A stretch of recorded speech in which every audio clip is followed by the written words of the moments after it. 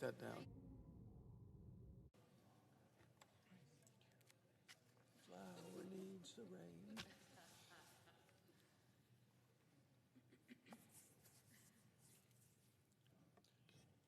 Mr. President. Majority Whip. Mr. President, I ask unanimous consent that the quorum call be vitiated.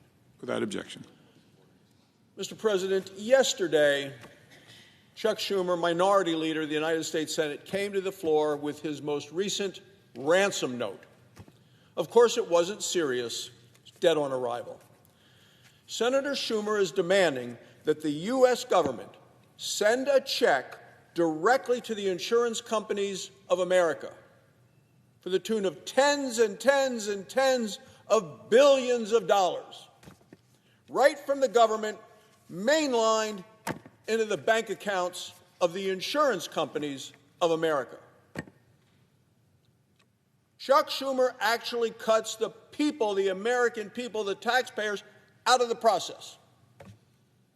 The people who are waiting for food, the people who are waiting for paychecks, the people who are protecting us, cuts them out completely. Nope, direct money, Chuck Schumer, U.S. government, into the bank accounts of the insurance companies of America. Think about it. Direct payment, U.S. government to insurance companies, American people having absolutely nothing to say about how that money is spent. That's what Chuck Schumer wants. No accountability. What he said is if the Republicans will not send that $30 billion to insurance companies, and it may be more than that, actually, if you do all the calculations, the Democrats are ready to just keep the government closed, no paychecks, no food stamps, no military getting paid, nothing. Mr. President, this is a true reflection of the failure of Obamacare. Since Obamacare was passed by Democrats, and not a single voter, not a single Republican voted for it in the House or the Senate, Democrats alone, the costs of health care in this country have skyrocketed. You know what, Mr. President? So have the stock prices of the insurance companies.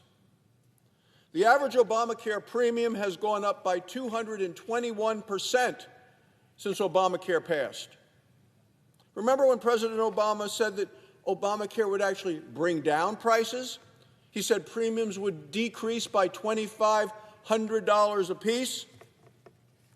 It was a direct lie to the American people, and I believe Barack Obama knew it. He didn't seem to care. He was going to do anything he can to get a bill passed that was named after him. At the same time, since Obamacare became law, the stock prices of U.S. insurance companies has gone way up. Some by 500%, some by 1,000%, because the money goes directly from the federal government into the insurance companies' pockets. And what the Senate Democrats and Chuck Schumer has held this country hostage now for well over a month, well over 5 weeks. What does he want to do? He wants to just send them more money for one more year. Let's just send them all the checks again for one more year.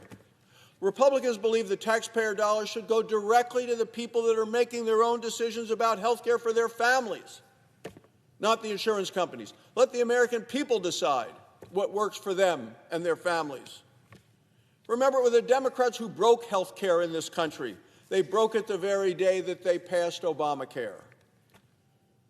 And you know, Mr. President, recently the liberal New York Times stated the obvious. This was a headline Sunday a week and a half ago. Obamacare is pricey. Right there, headline, top of the page. Obamacare is pricey. Mr. President, I'm a doctor. I practiced medicine for 24 years in my home state of Wyoming. Chief of Staff of the Wyoming Medical Center in Casper, President of the State Medical Society. I'll tell you exactly what Obamacare is. It's a failure, it's broken, it's unaffordable. The American people know that.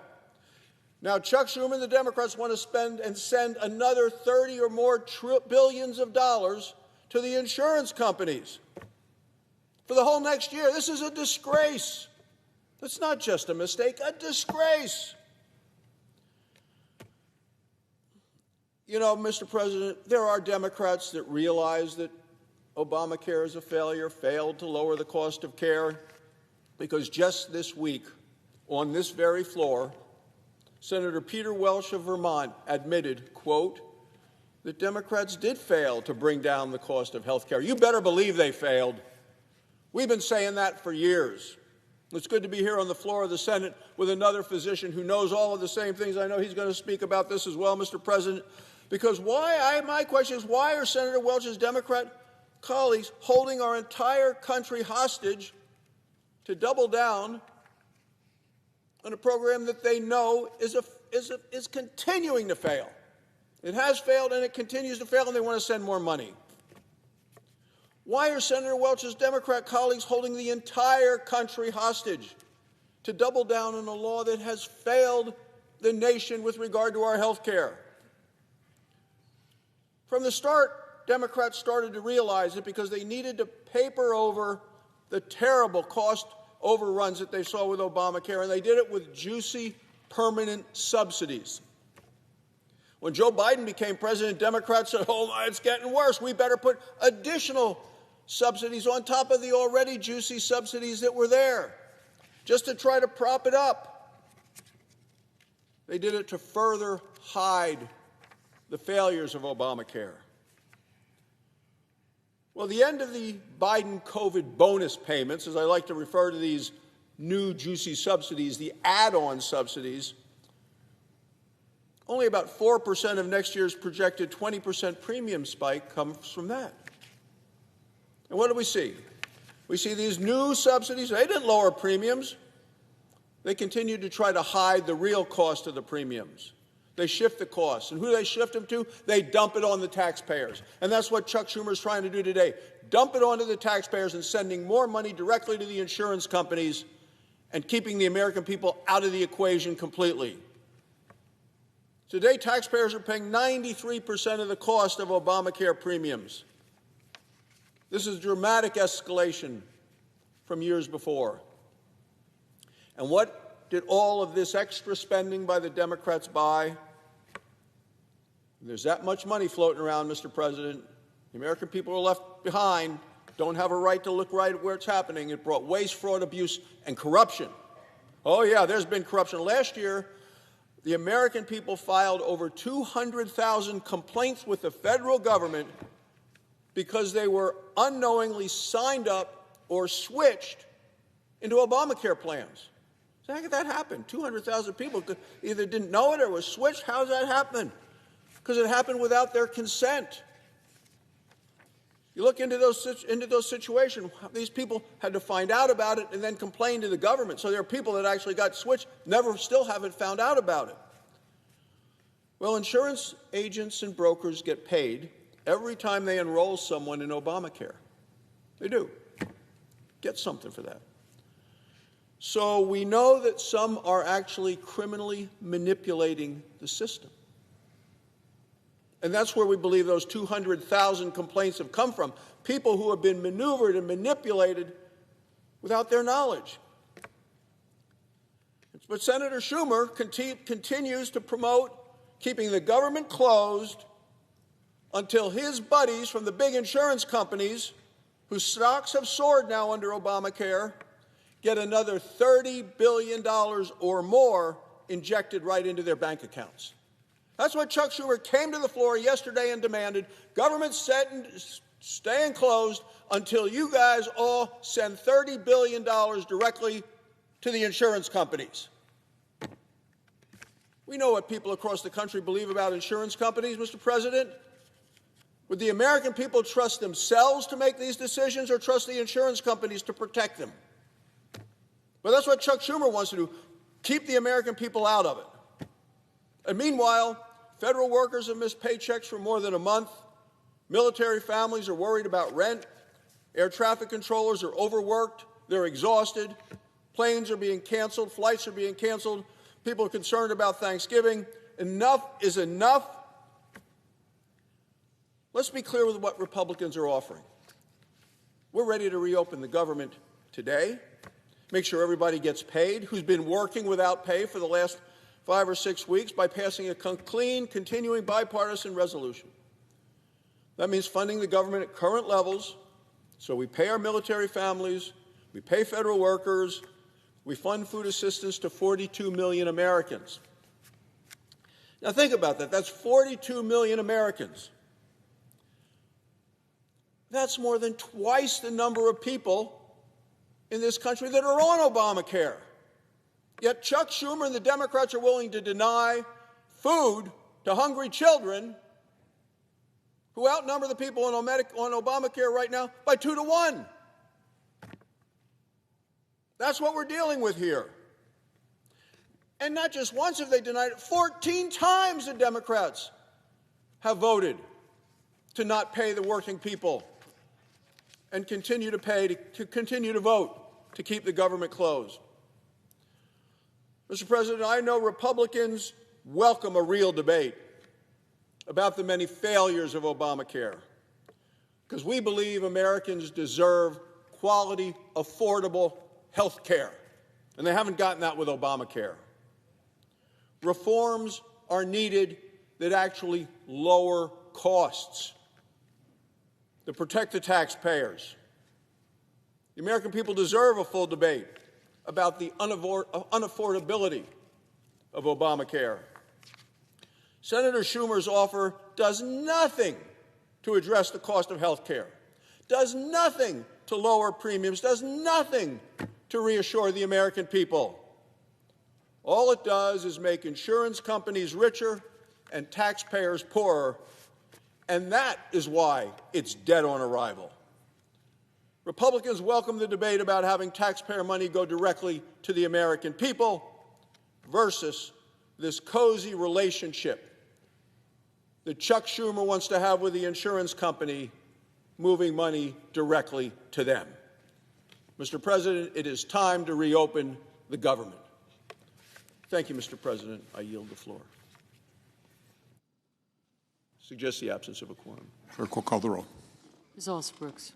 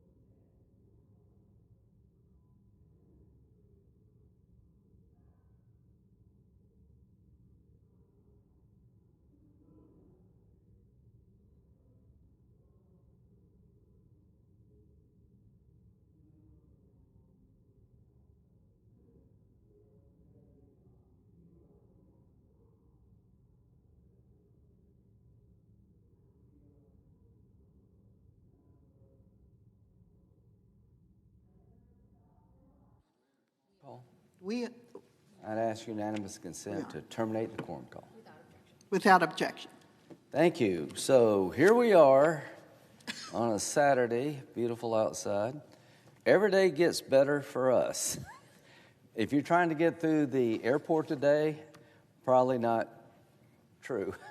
If you're working for the government not getting paid, not a good day for you, not a good day for us, not a good day for the country. This has been going on way too long. Too many people are being damaged for no good purpose. We're not going to be extorted, held hostage. You're not going to terrorize the country to make us do something that makes no sense. We'd like to work on health care, but we're not going to extend the debacle called Obamacare. So every day gets better for us.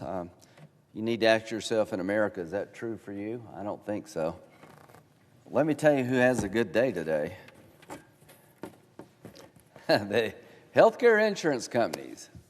In 2024, United Healthcare made $817 per day under Obamacare. So it's definitely a good day for them. Cigna, $677. Anthem, Elevance, whatever they are, $480 million. Centene, $447 million.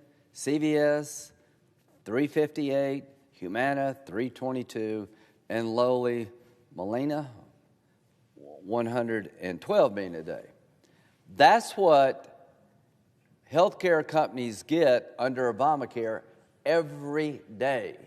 So when Senator Schumer says it gets better for us, I guarantee you every day we keep this system in place is a great day for the healthcare insurance companies who have been making out literally like bandits under Obamacare.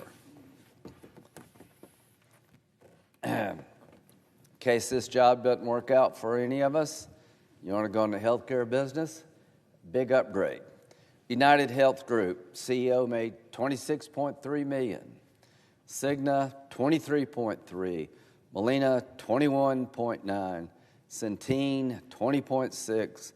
Elevance Health, Anthem, $20.5. CVS, $17.8. Humana, lagging the field at $15.6. These people are doing very well. The problem is, health insurance companies do great every day from Obamacare.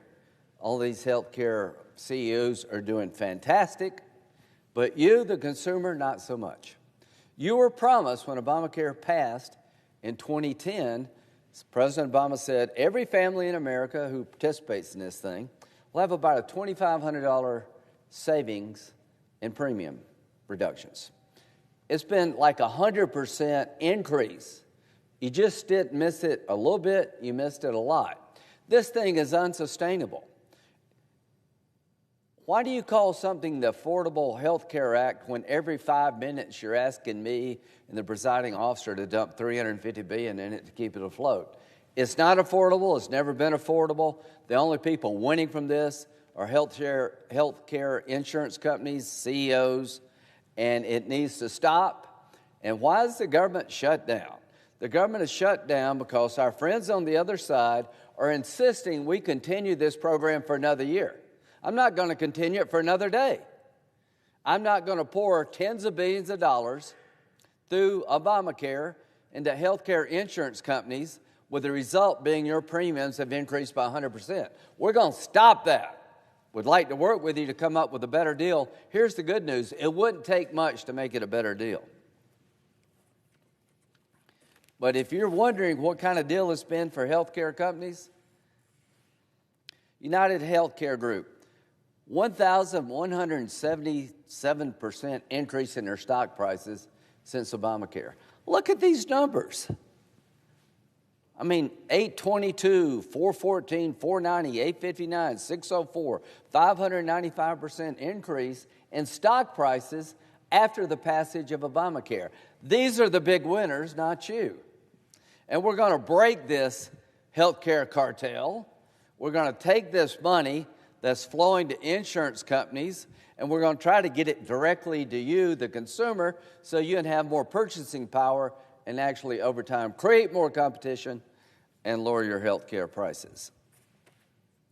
something Obamacare is not doing. And to illustrate my point, I've gone from no charts to a bunch of charts. This is a big change in my life.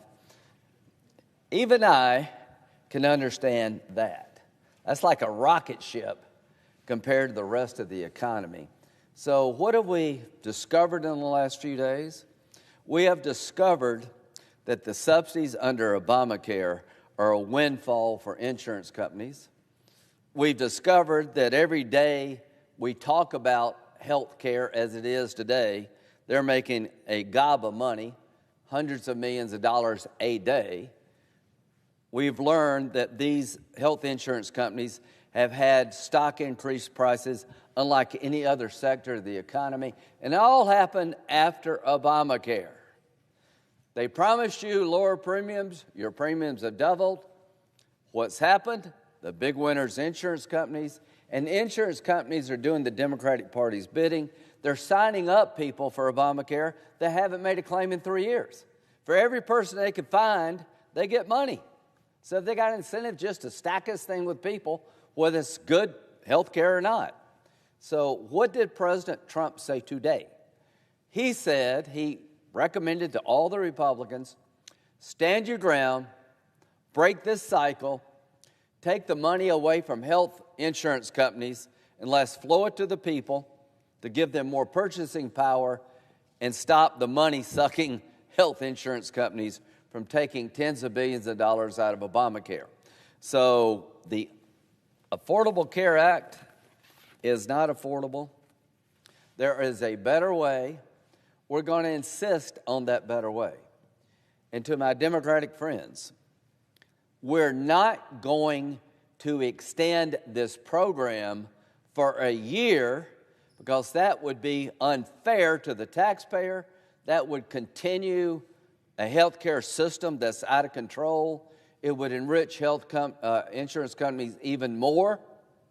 We're not going to do that.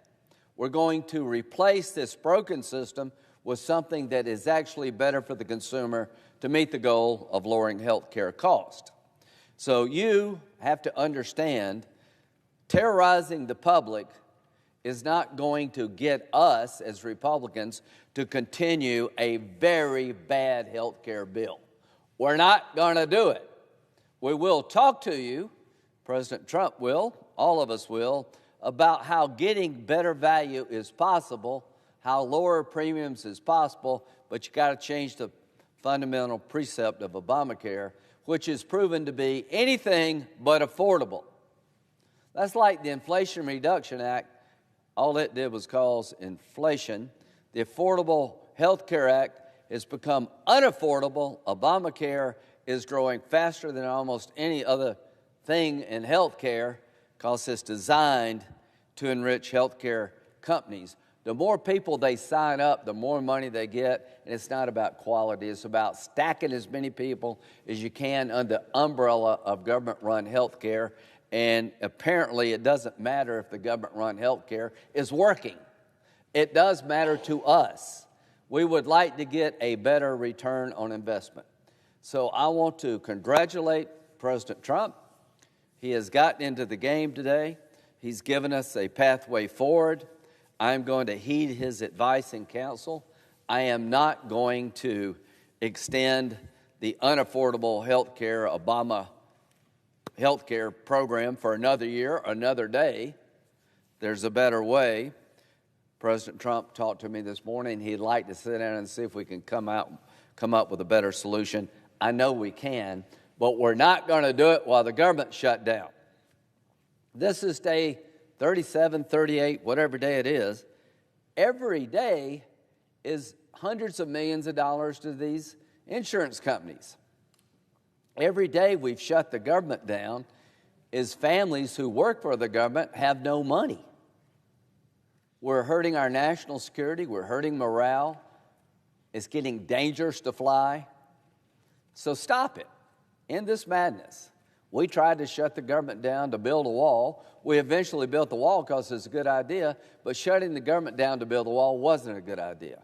So I would urge you, my Democratic colleagues, keep working with us. Open this government. Let's find a way to provide better health care that doesn't enrich insurance companies. Let's see if we can break this cycle of all the money going to insurance companies. They're getting filthy rich off this. See if we can take the money and actually give it to people to buy better health care, to lower cost and create competition. Mr. President, in case you're listening out there, I think you've come up with a good idea. Count me on board. To my colleagues on this side, this is a fight worth having. To my Democratic colleagues, let's open up the government and act like adults and see if we can get this problem in a better spot. We'll never do it with a government shutdown. The only thing that's going to come from the government shutdown is misery, pain, and heartache. With that, I'll yield.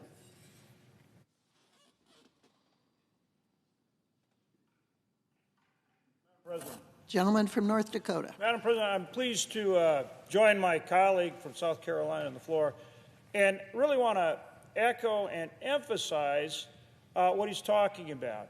And that is that health care absolutely needs to be reformed. And as the senator from South Carolina said, that's exactly what the president has said. We've got to reform health care because medical inflation is going up like a rocket. And it is not going to change until we reform this health care system. And it starts with making sure that support goes to people so they have more control over their own health care. That is just common sense. And so I agree with my colleague from South Carolina and certainly with the President's comment that that's the kind of reform that needs to be done, but it needs to be done when the government is open. And again, we are calling on our colleagues to join us, to vote, to open up government. The American people are suffering. We need to get back to work on all these issues, and that happens when they join us and vote to open up government. For more than a month, Democrats have refused to pass a simple, clean, nonpartisan continuing resolution, one that would simply keep government open and allow us to continue our work on all these things and on the appropriations process. Regular order, moving the bills through the way we should. And, gee, this is something that they did 13 times during the Biden administration. 13 times during the Biden administration. And it wasn't just some of the Democrats that made these 13 votes. It was all of them. All of them. All of them. And now they continue to hold government hostage, and the American people pay the price.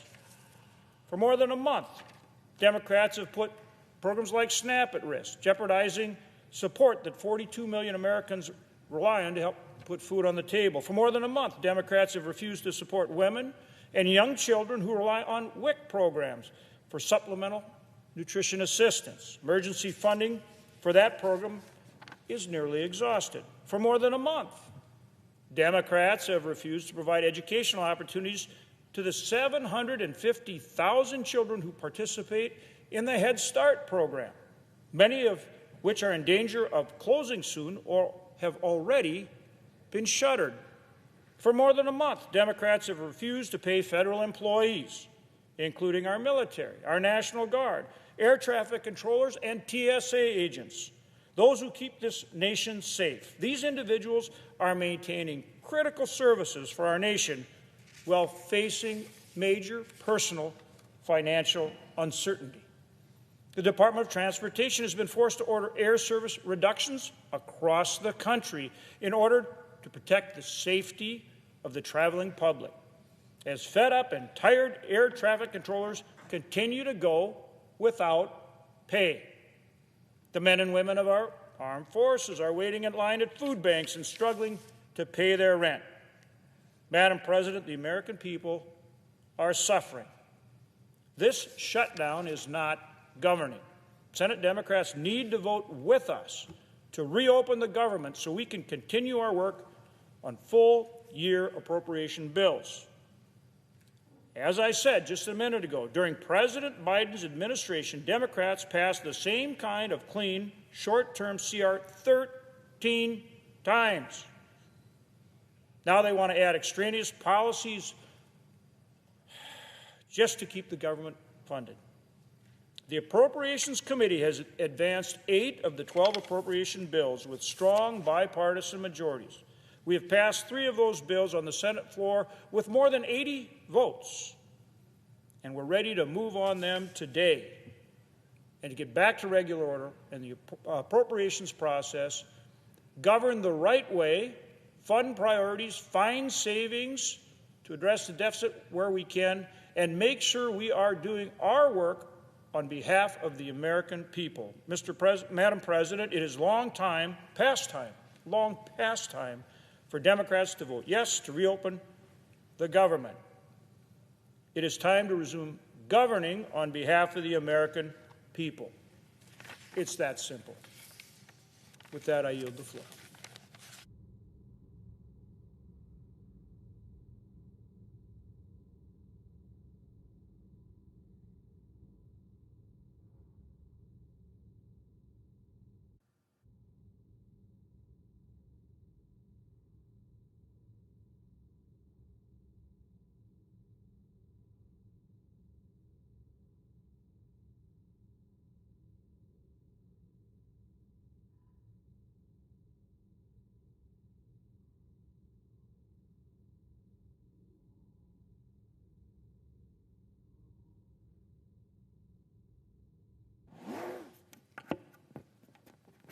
Madam President, Gentleman from North Dakota. I note the absence of a quorum. Clerk will call the roll. Ms. Also Brooks.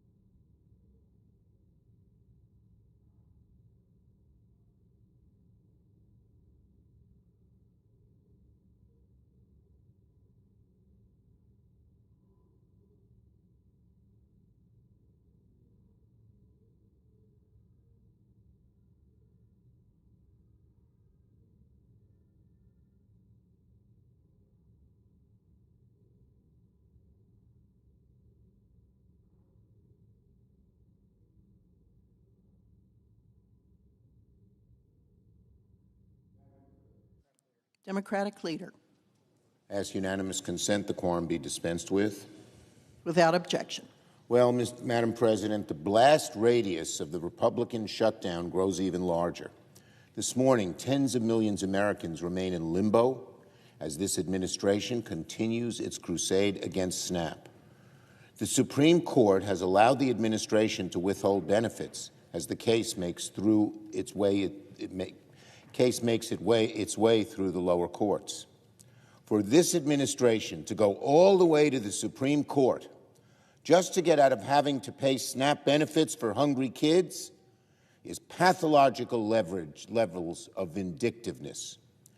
This crisis is in the administration's hands. It's all them, not anyone else. The minute the administration wanted to, it could find a fix for SNAP and ensure that people don't go hungry. But they're not choosing to act in what is really a nasty act of hostage-taking against the most vulnerable people in our society. Let me read what the Rhode Island judge said earlier this week about this case. Quote, "People have gone without for too long. Not making payments to them for even another day is simply unacceptable." Now, the administration could have said, okay, we'll have to pay it, but that wasn't good enough for them. Of course not. This administration, again, is viciously cruel and will use anybody for a hostage. But the chaos doesn't end with SNAP benefits. 39 days into the crisis, the FAA has ordered a 10% cut of flights at America's busiest airports, and Secretary Duffy warned it could soon reach 20%. As of this morning, over 1,000 flights have been canceled. Travelers are standing in line for hours just to get through security. Parents traveling to see their kids have had their plans turned upside down. People traveling for funerals, family reunions, business trips have all too often been met with chaos. But what's happening at America's airports right now is not an accident, it's a stunt. Look at the way the order was designed. 4% of flights canceled yesterday at 40 major airports, with plans to ramp up day to day until it hits 10% and maybe 20%. How much more transparently political can you get? This isn't about safety. It's about politics masquerading as safety. When air traffic controllers are working without pay, when the system is strained to its limit, the solution isn't to cancel flights. It's to pay the worker and open up the government, which the administration could do right now. As I understand it, under previous shutdowns, airports were never shut down. But again, the level that this administration, the level that they will go to, putting the American people in discomfort and worse, is unprecedented. Instead of negotiating with Democrats to lower costs, Republicans would rather let air traffic controllers go unpaid. Instead of negotiating with Democrats to reopen the government, they'd rather ground flights. Instead of negotiating with Democrats to help families, they're punishing travelers. Instead of governing, Republicans are playing games with people's livelihoods. And they have the ability to pay the air traffic controllers like they sent money, just as Trump sent money to Argentina, $20 billion. If they wanted to find the money, they could. Absolutely. So why? Why have Republicans dragged this shutdown on for so long? Because they don't want to lower health care costs. Because they seem happy to let 24 million Americans see their premiums double on average. Yesterday, we offered Republicans a perfectly reasonable compromise to get out of this horrible shutdown that they installed on the American people. We offered three things. We all vote to reopen the government. We all approve a one-time temporary extension of current ACA premium tax credits, and then after we reopen, we'll negotiate, as Republicans say they want, for longer-term fixes to ACA affordability. Will the senator yield for a question? No, only after I finish. I know many Republicans stormed out the gate to dismiss this offer, but that's a terrible mistake. Our offer is not a new policy. This is not negotiating in a shutdown. It's simply agreeing to maintain current funding levels. A one-year extension is something many Republicans themselves have said they want. It's something a great many Americans support. 55% of Trump supporters support it, after all. So it's alarming that Republicans even refuse to acknowledge we have an immediate crisis right now that needs fixing. Listen to the arguments Republicans have been making on the floor. Just listen. Republicans are making it clear as day that they are happy to let premiums skyrocket. Behind me is the consequence. Look at this across America in states red and blue. The black areas are districts that would increase subsidies, that subsidy costs would increase insurance payments for people would increase 300%, dark blue 200 to 300, and the list goes on. Look how bad it is. Every single state's impacted, most of all Republican states. Look, if Republicans want to talk about long-term fixes to ACA affordability, Democrats are ready. We said so yesterday. But in the meantime, doing nothing is derelict because people will go bankrupt, people will lose insurance, people will get sicker.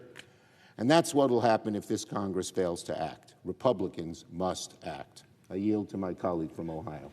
Thank you to the Democrat leader for yielding to a question.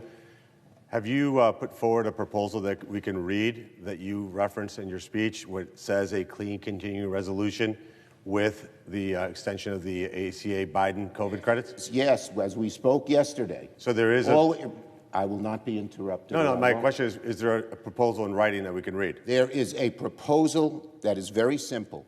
First, you haven't put your proposed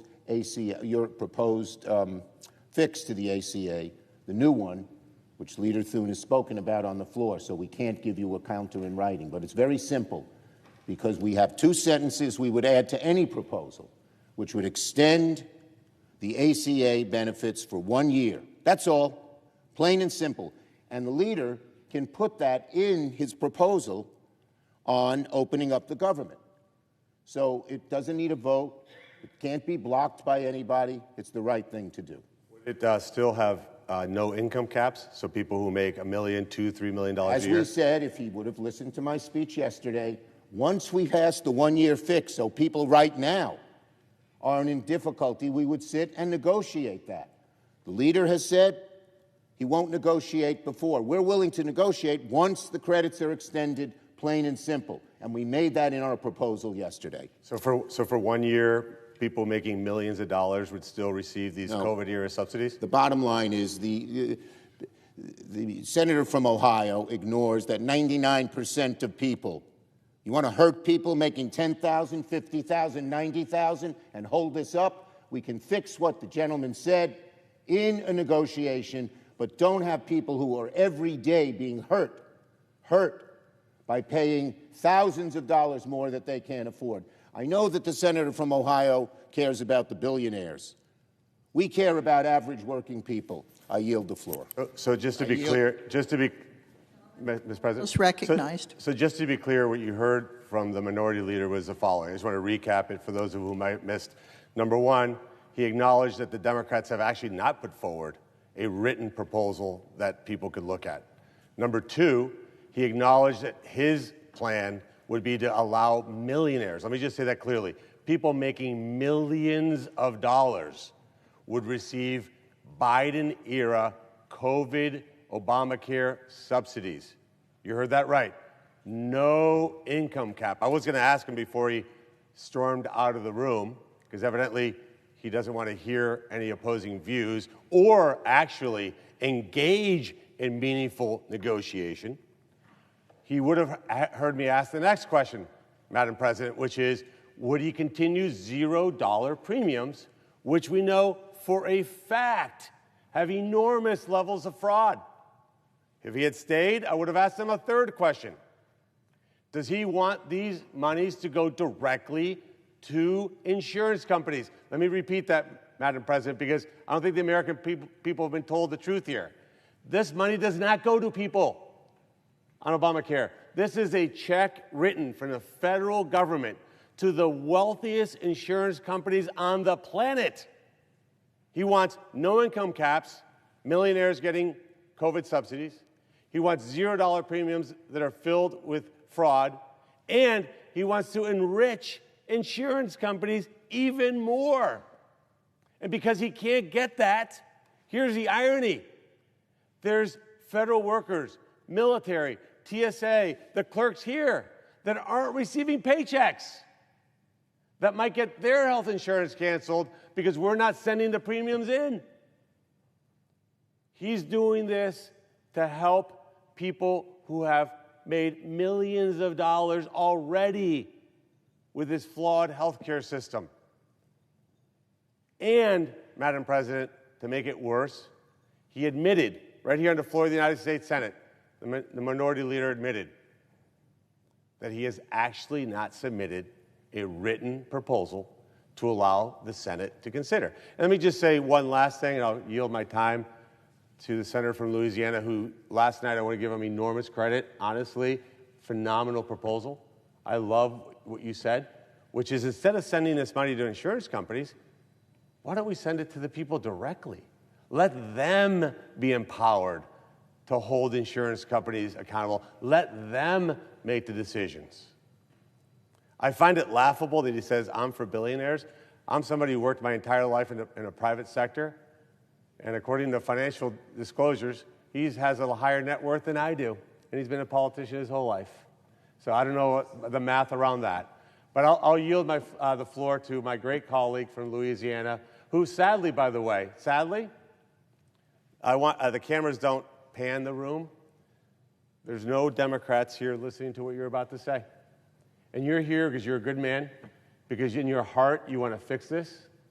They say that we won't negotiate with them. They want to negotiate with President Trump, which is funny because I look around, there's little plaques all over this floor. There's none that say Donald J. Trump. There's none that say that. This is a negotiation among the United States Senate. But they're not even here. Look, gone, empty. Maybe they're at lunch with some lobbyists. Maybe from insurance company lobbyists are taking him out and playing golf today. I would if I were an insurance company lobbyist. I'd be like, man, you guys are making me rich. Like filthy, filthy rich. And isn't it, and I'm going to end, I swear here. Isn't it ironic, Senator Cassidy, that we want to give the money directly to the American people, and they want to give it right into the pockets of the people who fund their campaigns, and maybe they even own those stocks. Things for people out there to listen to and think about. I'll yield the floor now. Thank you, Senator Moreno. And I think Senator Moreno... Gentleman from Louisiana. Thank you. I think Senator Moreno, and frankly, Senator Schumer, they are reflecting the frustration the American people have. I'm going to give a speech which is substantially the same as what I gave last night, and I'll give it again later today. It's like TV advertising. I need people to actually listen to what I am saying as opposed to immediately presuming they know what I'm going to say, and we end in the same dadgum situation we've been for 39 days. We need to open the government. So, if we need to talk about health care to open the government, let's talk about health care. Now, and again, I worked for 20 years in a public hospital for the uninsured and the poorly insured. I know the consequences of this inflation that we have been having when it comes to health insurance. I know the impact it's having upon people as to whether or not, my gosh, can I even afford to keep it? So Congress, Senate, let's find a solution. But to find a solution, we have to put down the way we've always thought. The way that, oh my gosh, we are going to oppose if the other side proposes it just because the other side proposes. We've got to actually move beyond the entrenched way of thinking and be creative. So, and may I point out an irony here? Senator Moreno talked about irony. Right now,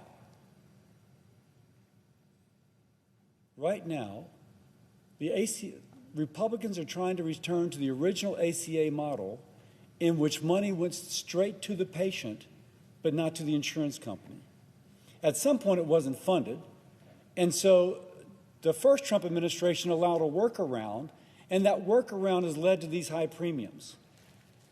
Democrats are going to the mattress to defend a workaround from the first Trump administration that was trying to make up for a portion of the Affordable Care Act that could not be implemented. They should be saying, let's go kind of back to the model of how the Affordable Care Act was supposed to be implemented. Instead, they're defending Trump 1 policies. I don't even know if they know that, but it's their, my gosh, I got to oppose just to oppose, that's going to defeat us getting out of this lockdown. So let's just talk about the enhanced premium tax credit. Again, a program that sends billions. This coming year, $26 billion will go to insurers if all we do is a straight-out reauthorization. But that actually doesn't make health care less affordable. And in fact, even for health insurance, it can make the policy more expensive for many of those who are in the individual market. Now, let me make clear now. I am not. Are we ready for a thing? And by the way, let me just show this chart. as to the impact this is having upon health insurers. This is major health insurance company stock performance after the passage of Obamacare, from March 2010 to November 2025. For United Health Group, they're up almost 1,200%. For Cigna, 800%. And you can go down the line. Now, I'm not bashing insurance companies. We need them. But do we really need to send $26 billion more this year when we can send it straight to the patient? By the way, and we're not talking about doing away with every part of the health insurance program, just that portion currently being funded by the enhanced premium tax credits. And so when Senator Moreno talks about these dollars going to insurance companies, we can see the impact of that upon their stock price. It's done great. So let's maybe do something different. Let's, instead of worried about the pocketbook of the insurance company, let's worry about the pocketbook of our fellow American who's paying these higher costs. Now, instead of paying the insurance company to manage the care, my proposal is to have a pre-funded federal flexible spending account. Now, before I go into that detail, let's talk about the problems of the enhanced premium tax credits. And by the way, this is Bill Cassidy talking. This is not the chairman of the Help Committee. This is not the Trump administration. This is not the leader of the Senate. This is my proposal, and I don't attribute it to anybody, although I'll note that the president apparently is in support. And right now I'm speaking to my colleagues, and I'm speaking to Americans who might be watching. Now, under the enhanced premium tax credit, if your insurance premium goes up, Washington just pays more. There's absolutely no incentive for the insurers to hold down cost, because the more it costs, the more they get. Think about that. The higher the health care cost, the more the insurance company gets. Now, they're not evil, but I will say there's a clear motivation here. If you're a profit-making company and you can be insensitive to how much that cost is increasing, you're going to be insensitive. We need to have incentive to bring the cost down. We need to have a transparency as to what things actually cost, and we need to reward families who actually try and save. I liken this to, you got a broken bone, you put a bandage on it, it doesn't heal the fracture, it just hides the broken bone. Let's fix the broken bone. We actually need to help the patient, the family, be incentivized to shop for that lower cost and incentivize the companies to lower the cost. So the enhanced premium tax credit, it doesn't empower patients. It enriches insurance company, and I will note that since this Obamacare passed, insurance companies have done very well. But the patient's health care has become more expensive, and it's now out of the reach for many families. Now, I got a tweet last night from one of my Democratic colleagues. No, we got to defend status quo. I'm thinking, and this person is a vociferous critic of insurance companies. And I'm thinking, will you just listen? As opposed to just reject, listen. We don't want this $26 billion going to insurance companies where 20% of it is taken for administrative overhead and profit. We want it to go to the families where 100% is paid for health care. And not in some way which puts them at a disadvantage, but in a way which puts them at an advantage. And as opposed to discussing this over Twitter, let's actually meet face to face and see if you can be persuaded that this is a better way to go. So what can we do to break the model, to do something different? Can we, are we ready for the next one now? Now imagine a different, chart 2, please. Now imagine a different type of help, not an insurance subsidy, but a health account that you, our fellow Americans, control. Right now, where does the health care dollar go? In the enhanced premium tax credit, it goes to the insurance company. 20% is going to administrative overhead. That should read 80%. And 80% is going to pay for payments of care. So 20% for administrative overhead, you lose that, 80% to take care of payments. Here, we take that portion of the current payment the federal government is making that goes to enhanced premium tax credits, and we put it in a pre-funded flexible savings account. and the patient has an account.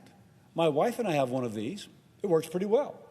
And 100% of the money goes to paying for health care. And it can pay for the physician, the medicines, it can pay for dentistry and orthodontia. So in all this, you've got a 20% plus up in the amount available to actually pay for health care. Now, every eligible American citizen on the exchange would get this federally pre-funded. I keep stressing the pre-funded.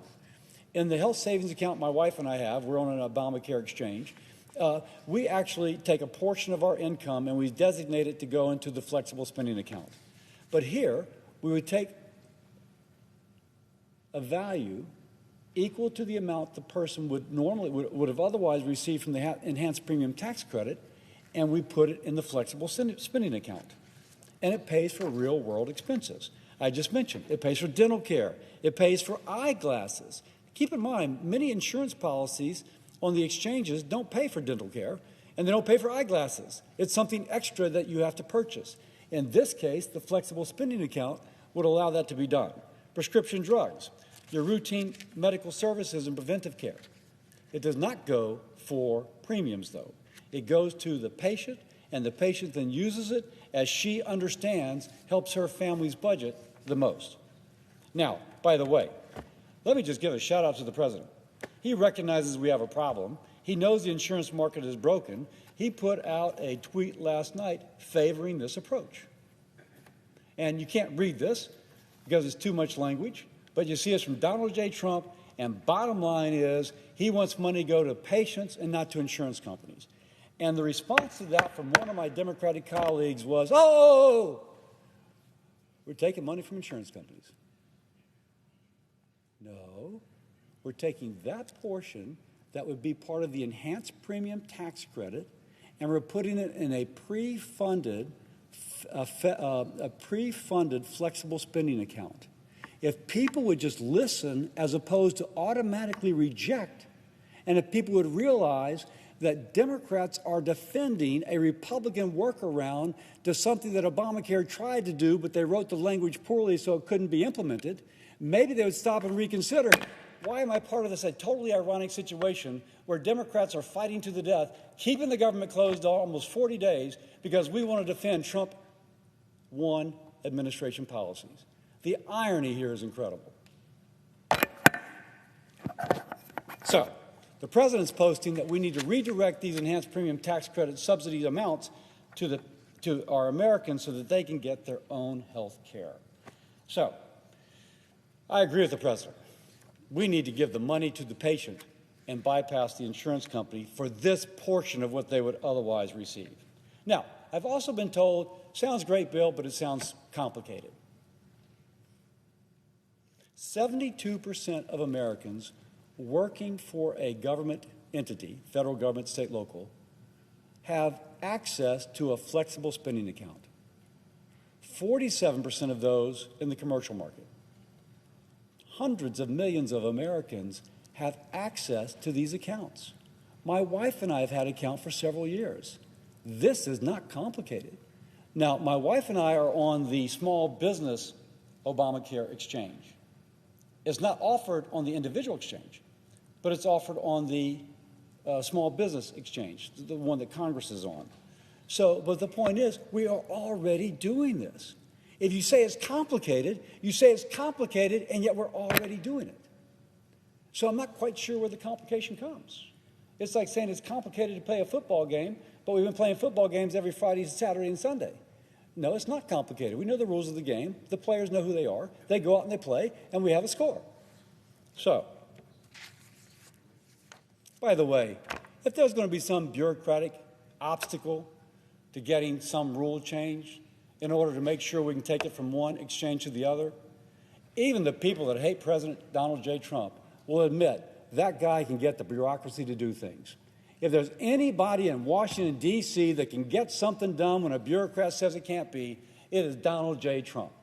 So you may not like the guy, but at this point, his strength is our strength, so let's use his strength to solve this problem if we can just get beyond an outright rejection, because the president might like it too. Now, and just one example. I'll hold that example just for the sake of time. So let me make clear the differences between the enhanced premium tax credits and a federally funded, pre-funded flexible spending account. Again, this is only the portion benefiting the patient that currently goes to the enhanced premium tax credit, which will be $26 billion this coming year. Who gets the money? Enhanced premium tax credit? Insurance companies.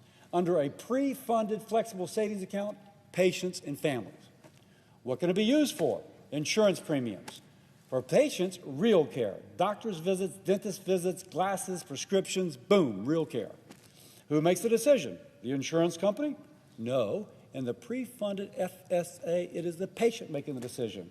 And does it lower costs? No. Demonstrably, this enhanced premium tax credit has contributed to higher premium costs. Here, the patient is empowered to shop.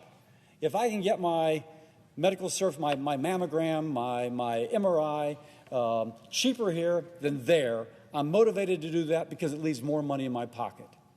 That is called patient empowerment. Give the patient the power, dadgummit. By the way, if it turns out you can save money by paying cash instead of the negotiated rate from the insurance company, pay cash. That begins to lower it. But you would at least get the negotiated price. But now you also have the option of paying cash, and believe it or not, it is oftentimes cheaper to pay cash than to pay the negotiated price from the insurance company. So you save money, and the taxpayer's funding, pre-funding your account, also saves money. That's the essence of giving a patient the power. She picks the best deal, just like she would for groceries, for a car, or for a house. Now, how does this empower consumers? The pre-funded flexible spending account doesn't treat someone as a dependent of the federal government like the enhanced premium tax credit does. It treats them like a capable consumer who knows what's best for their family, where to go for their dental work, where to go for their pharmacy, and how much to pay. The negotiated rate from the insurance company, or if you can find it, a cheaper cash price. And instead of Washington paying insurance companies to manage, the insurance company to manage your day-to-day care, you manage it, the patient manages it, the mama manages it with fairness, transparency, and flexibility. Now, by the way, some say, well, won't this cost more? It'll cost about the same as the enhanced premium tax credit, which should be something to appeal to my Democratic colleagues.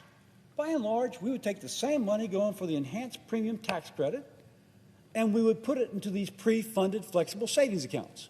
Now, we'd cut out the fraud. You save some money there, and some little bit and little bit. The second year, I think we would save money. I'd like to do this for 2 years, but this is up for talking, because people are going to start purchasing more wisely. Other reforms will kick in. But the point being, my Democratic colleagues, it'll cost about the same as far as I'm concerned. But the difference is, instead of 20% going to an insurance company's profit and administrative overhead, 100% is going for real care.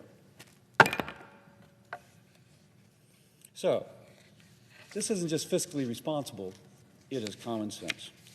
Now, as I conclude, let me once more point out the irony. The irony is, the enhanced premium tax credits, you can draw a straight line back to the higher premium cost associated with the Trump 1 administration trying to find a workaround for a poorly drafted Affordable Care Act. And since then, premiums have gone up. And what my Democratic colleagues are fighting for to the death is to continue a direct result of that Trump 1 policy. And you could say there's some irony that Republicans are saying, let's go back to an original structure because it gave more money to the patient. I would like to say that's something that, as a Republican, I was always for. But I would say that currently the Democratic position is entrenched. Not all, but entrenched. If a Republican proposes it, if Donald Trump tweets in favor of it, we have to reject it. All I'm asking is stop being a Democrat for just a second and be an American. Be an American who hadn't been paid for 40 days. Be an American who's paying too much for our health insurance and too much for our health care. Stop being a partisan and start being an American. I am ready to talk. Again, it's Bill Cassidy, it's not Trump, it's not Thune, it's not anybody else. But only when we begin to communicate are we going to find a solution that works for us all. Let's stop writing blank checks to insurance companies. Let's invest in the patients. And I'll finish by saying this. We got to open the government. We got to open the government. And once we do that, we'll have the people back that can finish drafting this. But we have to be willing to take a risk. We have to get out of our entrenched positions. And by the way, I'm going to get criticized for this, but we got to take a risk. And we take that risk. If we're brave enough to do something different, then we're going to solve this problem. I'm a doctor, but most importantly, I'm a doctor who's an American that wants our country to be served by a Congress which is more concerned about partisan bickering than about the people back home. With that, I yield. Will the senator from Louisiana yield to some very quick questions? Yes, sir.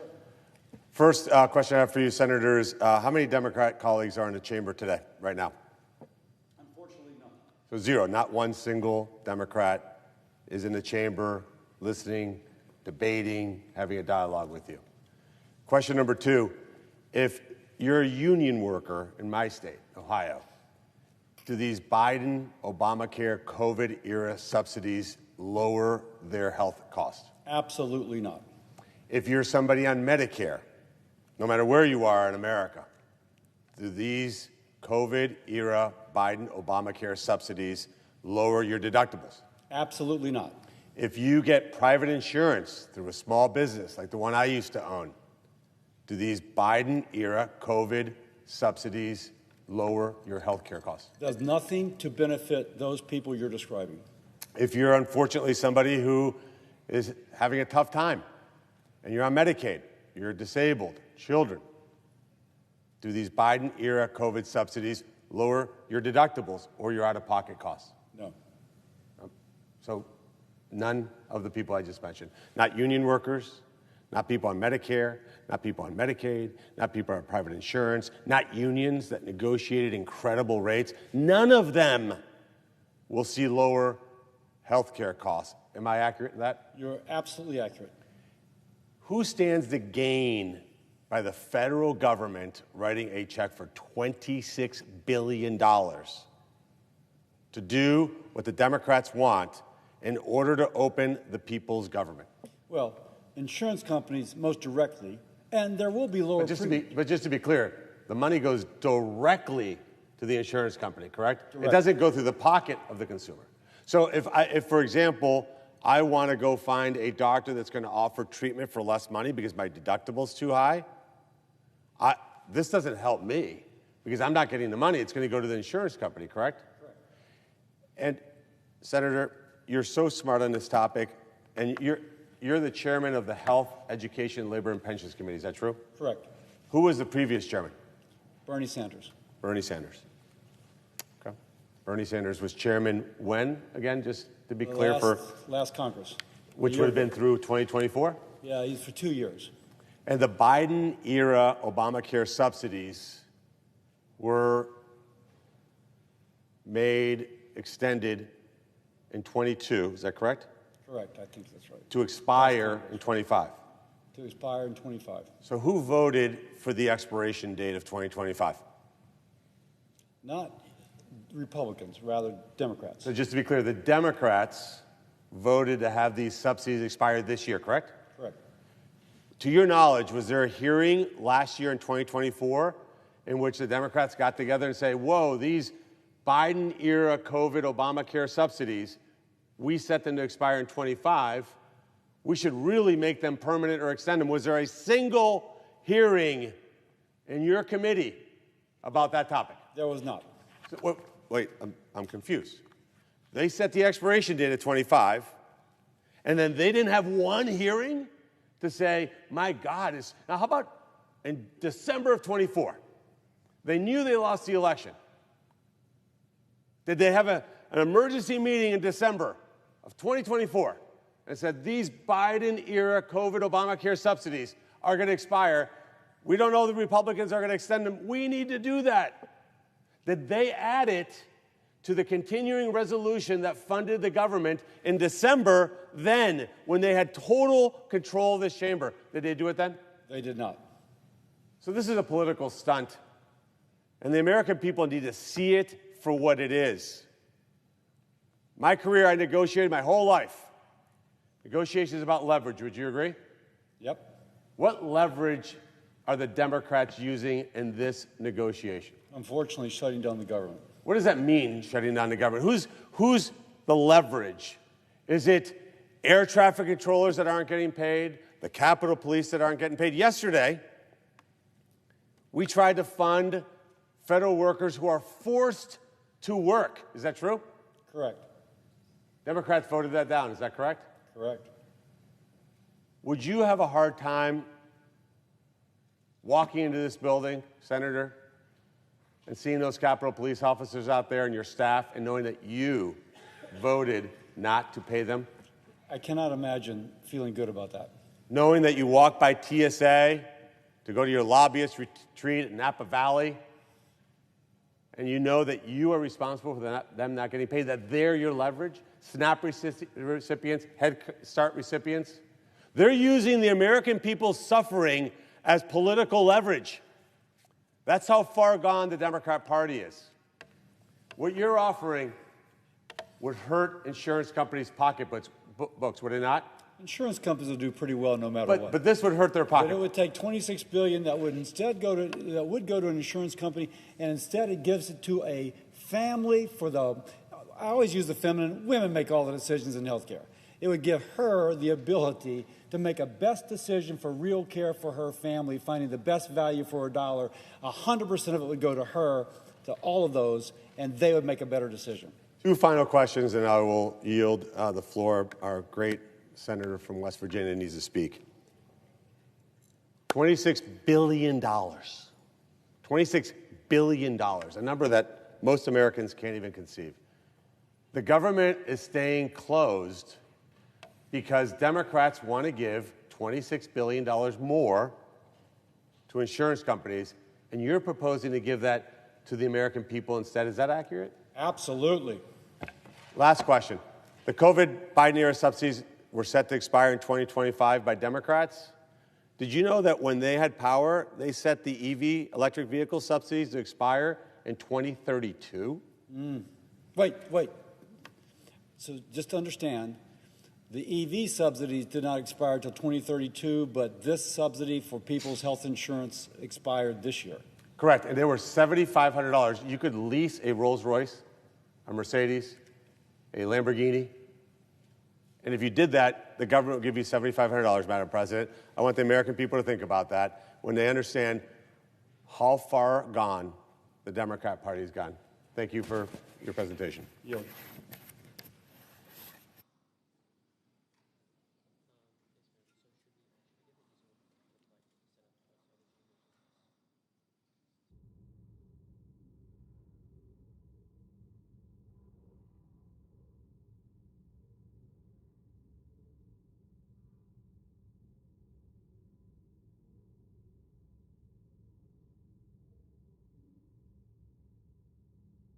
Madam President.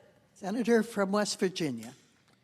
Madam President, while we're getting set up here, I want to thank my fellow senator from Louisiana who just spoke about an issue of saving to health savings accounts, flexible spending accounts.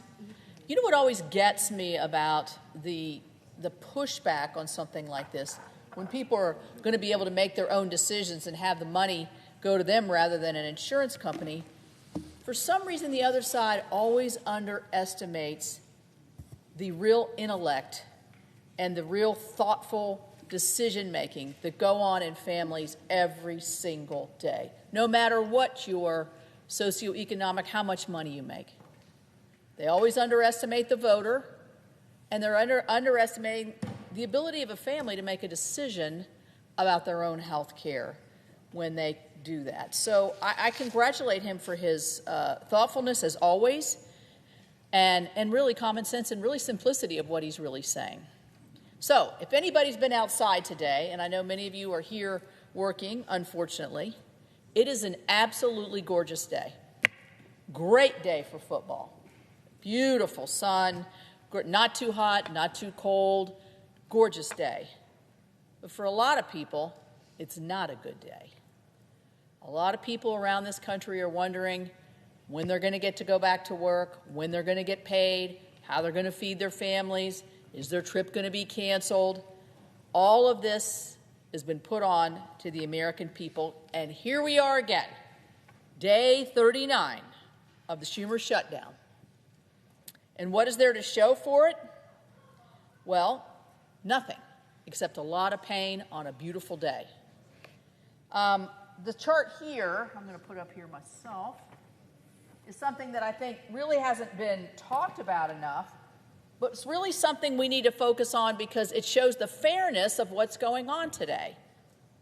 13 times during the Biden-era presidency, we passed this exact same bill, extending government. Some of this, the VV, is by voice votes. I voted for every single one of these, and so did many of my colleagues. 13 times. And so I think you have to look at the contrast of we've well exceeded this 14 times and probably will again, where we're getting total obstruction from the other side. So families are anxious about their paychecks. Federal workers are not sure when they're going to go back. Capitol Police, the folks here, many of the folks in and around the D.C. area, and many West Virginians, because we have a lot of federal employees, don't know where their next paycheck's coming from. I'm really concerned about our SNAP recipients, about whether they'll be able to put food on the table. We have travelers stranded in airports all over this country. And our air traffic controllers, many of them, are pushed to the brink. They're not getting paid. They've got a lot of anxiety about that because they have so many obligations, like many families. They can't meet the obligations. Veterans are facing delays as well. You know what? The American people do not deserve this. They deserve a beautiful day in the fall, watching their favorite football team, if that's what they want to do, or watching their grandchildren play soccer, and not have all of this put on top of them. So instead of ending the shutdown, the Democrats have come forward with their so-called offer, which is a one-year extension of the Obamacare Act subsidies. Well, let me make clear, as my colleagues have, this offer is just absurd. We've been doing this for 39 days the government's been closed. 39 days. And yet this offer is supposed to be the bridge to the end. To me, that's just incredible. The plan is to give $26 billion handout to the insurance companies. Here's my second chart, which shows the revenues per day of insurance companies that do health insurance benefits through the exchange. I mean, it's not millions, it's hundreds of millions. And yet, the Democrats want to hand over another $26 billion. So who does it benefit? It benefits the wealthy. There's no fraud protections. It does nothing, absolutely nothing, to lower the cost of health care. And Dr. Cassidy made a compelling argument about that just previously. So while Americans are feeling the consequences of this shutdown, our colleagues' answer is to shovel $26 billion to the insurance companies. That's not compassion. That is fiscal insanity. So I had a conversation with my Democrat colleagues last night. And they said, well, you know, the insurance companies are saying that it's too late now for them to redo their insurance estimations because of what's going on. So or to make any adjustments, say if you want to bring the income down or you want to do no zero cost plans, it's too late. You know, I'm sitting there thinking, maybe that was the plan all along. Let's close the government for 39 days because now it's too late to make any adjustments. 39 days ago, with the government open, we could have been negotiating all of this. Our leader has sat there in the well every single day and offered to negotiate. The president has offered to negotiate. Many of us have, including me. Dr. Marshall here, Senator Marshall, has a plan that he's had in front of all of us. And yet we're now 39 days. So maybe that's the plan. Maybe that's the plan. Let's hold it out for 39 days so the insurance companies can get their $39 billion.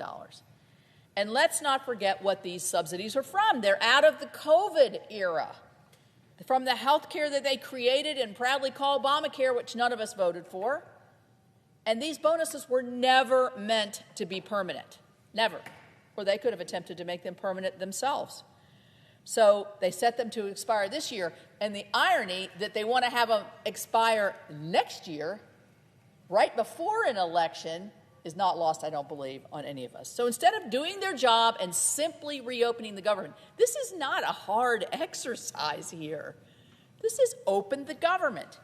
They want to make these temporary giveaways permanent. They want to double down on the failures of Obamacare. We're not even talking about the cost of health care, hardly. That whole argument is getting lost on this. A system that they have admitted on this floor, has not been working, and it has irrational demands. So these so-called premium subsidies, they don't lower the cost of health care. They simply shift the cost onto the taxpayer. And under the proposal, wealthy families, people making hundreds of thousands of dollars, would now qualify for taxpayer-funded health care. How many times have I sat on this floor and heard the argument from the other side that all we care about are millionaires and billionaires and eliminating taxes for them, when they themselves are putting $26 billion into the hands of very wealthy companies, but also individuals are able to take advantage of these. So how is that fair to a coal miner in Logan County, or a nurse in Mon County, or a teacher in Wheeling? It just plain is not. These West Virginians work hard every day. They pay their taxes. They expect government to live within its means. Well, not to say they expect government to be open. Isn't that kind of a given here?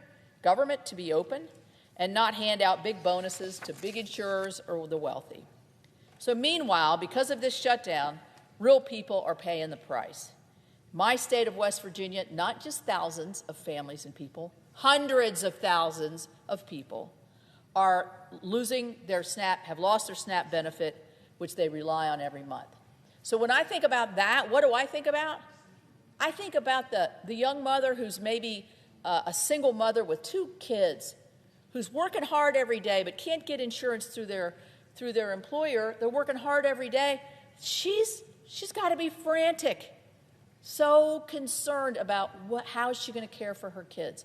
That is just an excruciating thought for any mother to have. Our seniors have the same thoughts.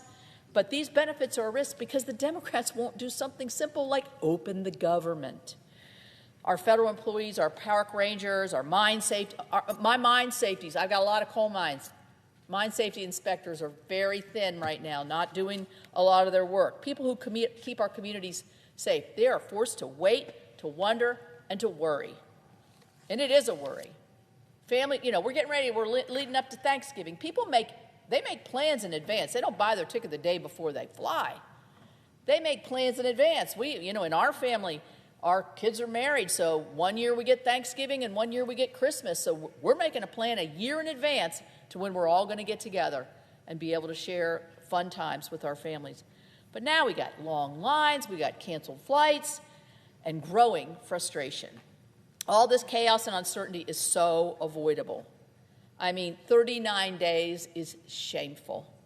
Senate Republicans have made clear we are ready to negotiate. I mentioned that. The leader, many of us here, including myself, the president himself, we're ready to debate. We're ready to get into this.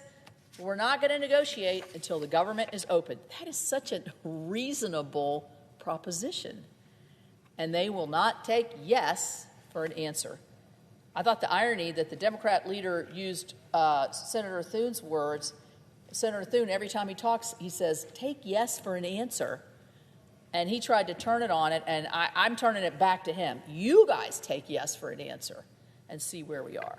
I've talked a lot about the financial costs that this shutdown has brought forth on the American people, but there is a not-so-hidden cost here, one that's harder to measure, and that's the uncertainty and the anxiety that this is bringing to families and businesses across the country. Not to even mention what the international thought must be. What is wrong with these people that they won't open the government? This has got to be what the international community is thinking every day.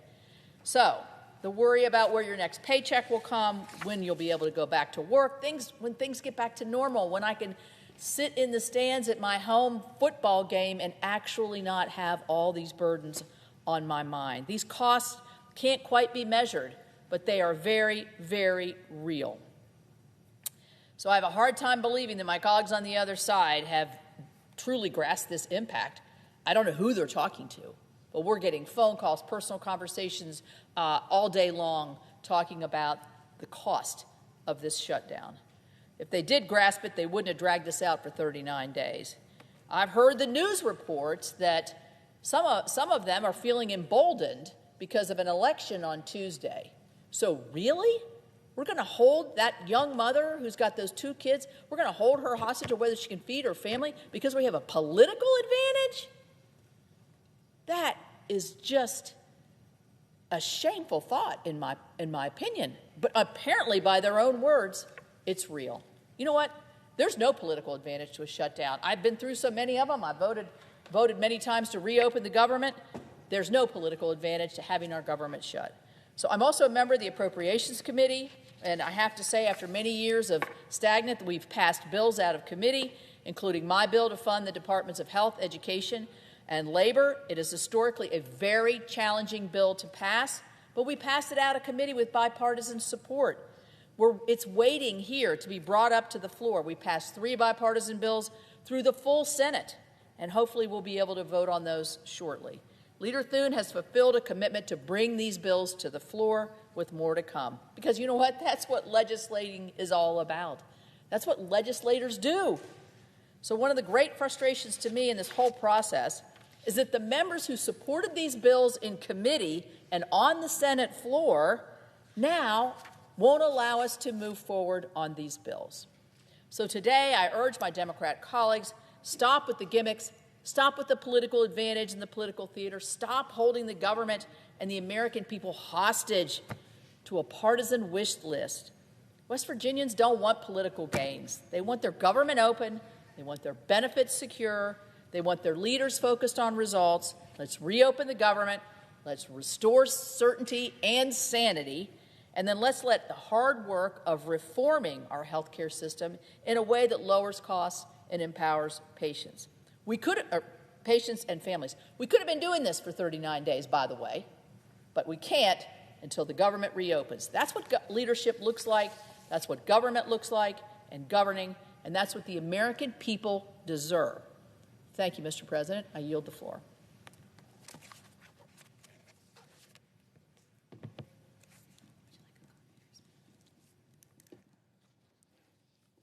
Mr. President. The senator from Kansas. Thank you, Mr. President. I don't have to tell anybody in this room that this is day 39 of a Democrat shutdown. Day 39. You know, a real common question I get is, who's winning?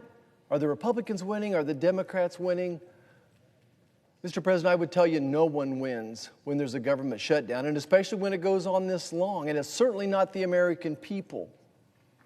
My heart goes out with empathy to those folks that have not received a paycheck since October the 1st. Hardworking Americans, you know, I especially feel for our TSA workers, our air traffic control workers, all those people that are out there keeping us safe, our Capitol Police, all these folks that are involved in the safety, the day-to-day safety of Americans. Thank you for continuing to work without being paid. It's interesting to me to understand why the Democrats have shut the government down. And you can blame whoever you want to, but I think it's an 80-20 issue that Americans don't think it's right to shut down the government, holding everybody hostage over these Biden-Obamacare bonuses. $35 billion a year. That's what they're holding the government up over. These $35 billion a year is these enhanced Biden-Obamacare bonuses.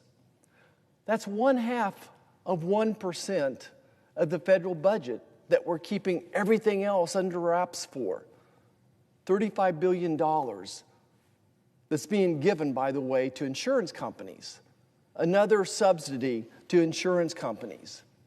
Overall, Obamacare actually cost the federal government closer to $150 billion a year. That's right, we're spending about $150 billion of your tax-earned dollars supplementing other people's health care. It was interesting when they sold this to the American people, they said it would cost $40 or $50 billion, but we're already triple of that. That's what the American taxpayers are paying.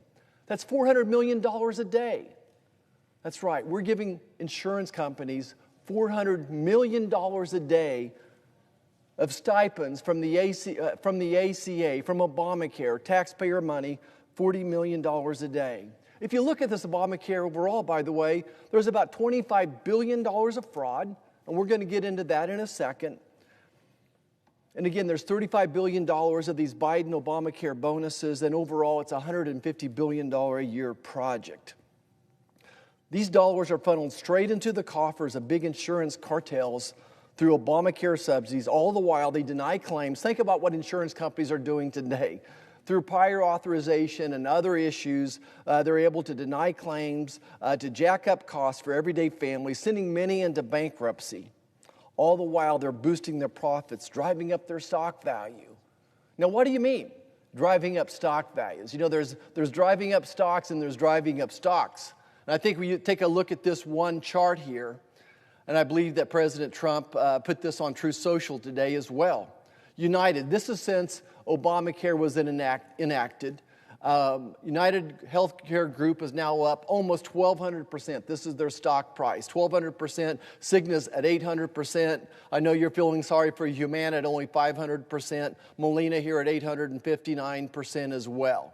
So certainly we understand that these insurance companies have profited from these direct subsidies from Obamacare going into their bank accounts. But what's important is these subsidies aren't really helping the little guy. It's corporate welfare on steroids that boost the profits of giants like United Healthcare, which pocketed over $14 billion in earnings last year alone, laughing all the way to the bank on the backs of struggling taxpayers. $14 billion in earnings. Don't feel sorry for them that they're not going to get this $35 billion a year subsidy. The big winner of Obamacare has always been and will always be large health insurance companies. They and the lobbyists who helped write Obamacare.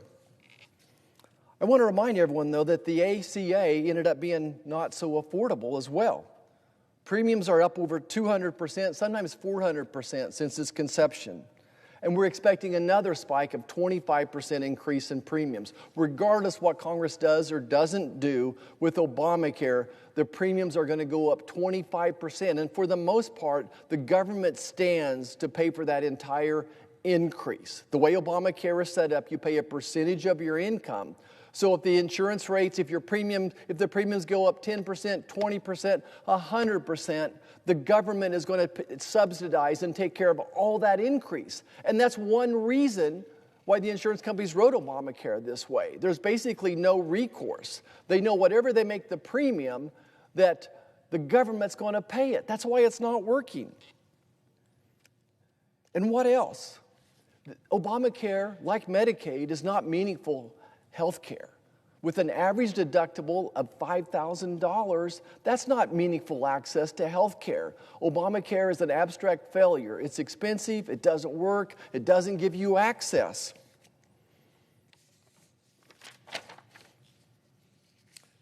I think everything I've said so far is undeniable, it's unarguable, it's factual. But I want to turn now is to think about goals. Goals that Republicans, Democrats, Americans would have when it comes to health care. Republicans want every American to have meaningful, affordable access to health care. And a $5,000 deductible for people at 200 or 300% of poverty level, frankly, does not give you meaningful access to health care. I want to turn to talk about fraud just a little bit more. Get this. 35 to 40% of Obamacare recipients that are enrolled in Obamacare never file a claim. Let me say that again. There's 24 million people on Obamacare. 35, 40% of those people never file a claim. These are ghost people. They don't even know they're on Obamacare. They've been falsely enrolled in Obamacare. Now, some people would say, "Oh, but there's always some people that don't file a claim." It's usually more like 10%. More like 10% of people in a pool of insurance products are not filing the claim. In this case, it's 35 to 40%. And overall, I think we could say that this group of people in Obamacare is a high-risk group. Big cities like Chicago have pushed people that took early retirement, have pushed them onto Obamacare. These are typically sick people that have been pushed off other plans, and they went towards Obamacare. And trust me, I want to address that. That's why we need a high-risk pool that would address those types of folks as well. But the point here is that some 10 million people on Obamacare are not using it, but the federal government is getting the entire premium paid. The insurance companies are getting the entire premium paid by the federal government. So 10 million people, a premium every month. It's like a slot machine going to big insurance companies. So what's the solution? Instead of giving money to insurance companies, let's give it to the American people. Let me say that again. Instead of giving money to the insurance companies, let's give it to hard-working Americans. What a novel idea. Let's turn patients into consumers once again by funding some type of a HSA or a flexible spending account. Call it what you want to. But instead of giving the insurance companies dollars, these premium dollars, let's give that money to hardworking Americans. I did miss one point I wanted to make when it comes to fraud, Mr. President. In addition to address those people that are not that are ghosts, there's ways to fix that, real simple ones. Number one is to have some type of meaningful ID. Right now, basically, you could give an insurance peddler out there just your name and your birth date, and they can enroll you. They need to go through the same type of regimen that it would take, say, to enroll for Medicare. There's biometrics that we can use as well. But in addition to that, all we would have to do is have a monthly payment. And I understand, it doesn't have to be a lot. You're at 150% of poverty level, you don't have a lot of money. But if there's a there's a $20 payment coming out of your Apple Pay card once a month, you would see that every month. And if you didn't know you were enrolled in something, it would force you to call this company and say, "Hey, I didn't sign up for this." And we need the highest enforcement levels when people are frauding the federal government like this as well. So let me return now to our flexible spending accounts, our HSAs. Right now, there's about $12 billion every year we're spending on cost share reductions. CSRs, as they're called up here. So we're spending about $12 billion a year on these cost sharing reductions. In addition to that, there's another $35 billion we've been spending on these Obamacare enhanced bonuses, if you will. So our belief is we took both those fundings, the $12 and the $35 billion, and put it on an HSA card, no different than we do with food stamps or all the other federal programs, and use that money then for your out-of-pocket expenses. Couldn't use it on premiums. That would not make any sense. You would use it for your out-of-pockets, your deductibles, your co-pays. And that would allow you to purchase, just start driving insurance premiums down by picking a product that you know that you have some money in your own bank account, so to speak, to take care of those out-of-pocket expenses. So eventually, as this group of people become consumers again, and they become a better consumer out there, comparing the price of one hospital to another, or a surgery center to a hospital, or a doctor's office versus another's doctor's office, making those choices themselves, they're going to drive the cost of health care down. And I want to remind everybody, we wouldn't touch the original subsidies. So the original ACA subsidies, again, this is pre-Joe Biden, those would remain in place. So don't feel sorry. The insurance companies are still going to get $100 billion a year of these subsidies from the original ACA plan. We're just taking these new enhanced subsidies, these Biden bonus money and the CSR money, and putting those into some type of a HSA account. There's lots of other things we could do as well, Mr. President, to help drive the true cost of health care down. We've talked a lot about a price tags bill, letting patients become consumers and letting them shop, so forcing hospitals and surgery centers and imaging centers and all other health care providers to provide a price tag along with some type of quality outcomes as well. We need to end silver loading. We need to expand options. I hope that we could let people choose association healthcare plans or ministry plans as well. There's many, many things we could do to impact the cost of prescription drugs for this group of people as well. I'll start winding it down here and just say, enough with the lies. The so-called affordable care, the big insurance company cartels have formed a monopoly that control premiums, with the federal government acting as their personal ATM, dishing out billions in enhanced subsidies that only inflate their executive bonuses and shareholder dividends while leaving millions without meaningful access to health care.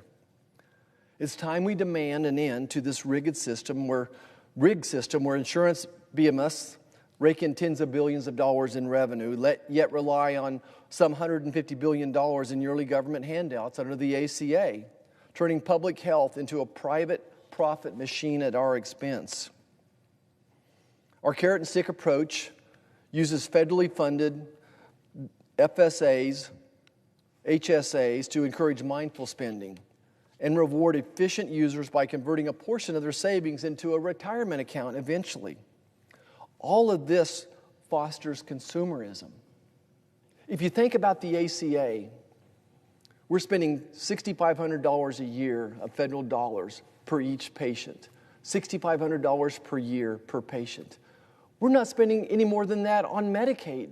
And then the states are putting their money on top. We might as well move these patients into Medicaid as continuing to subsidize these insurance companies.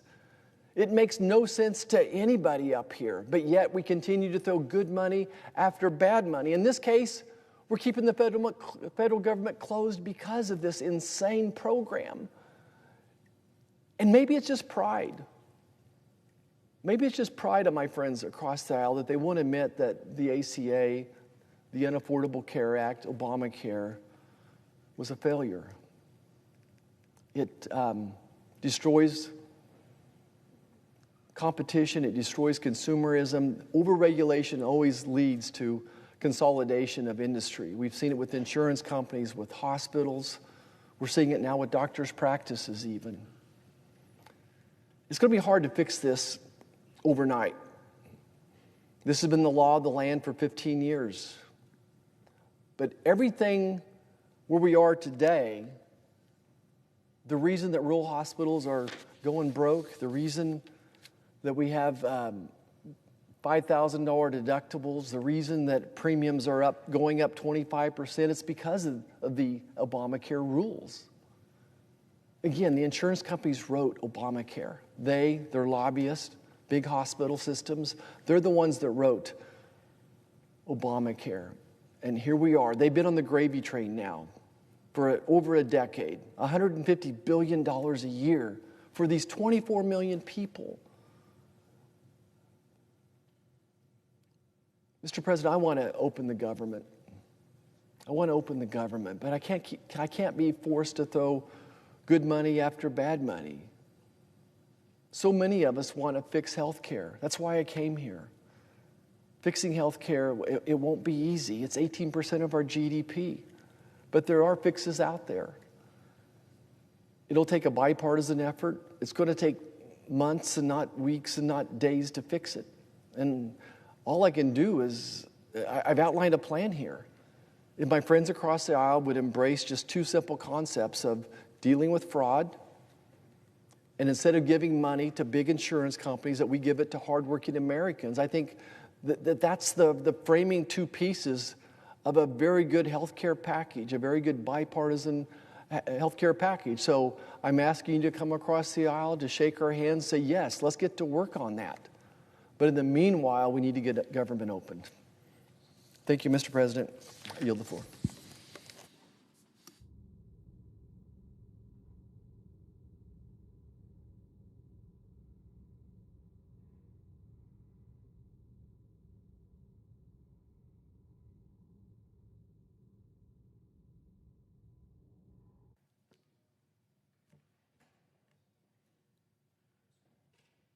Mr. President. The Senator from Nebraska.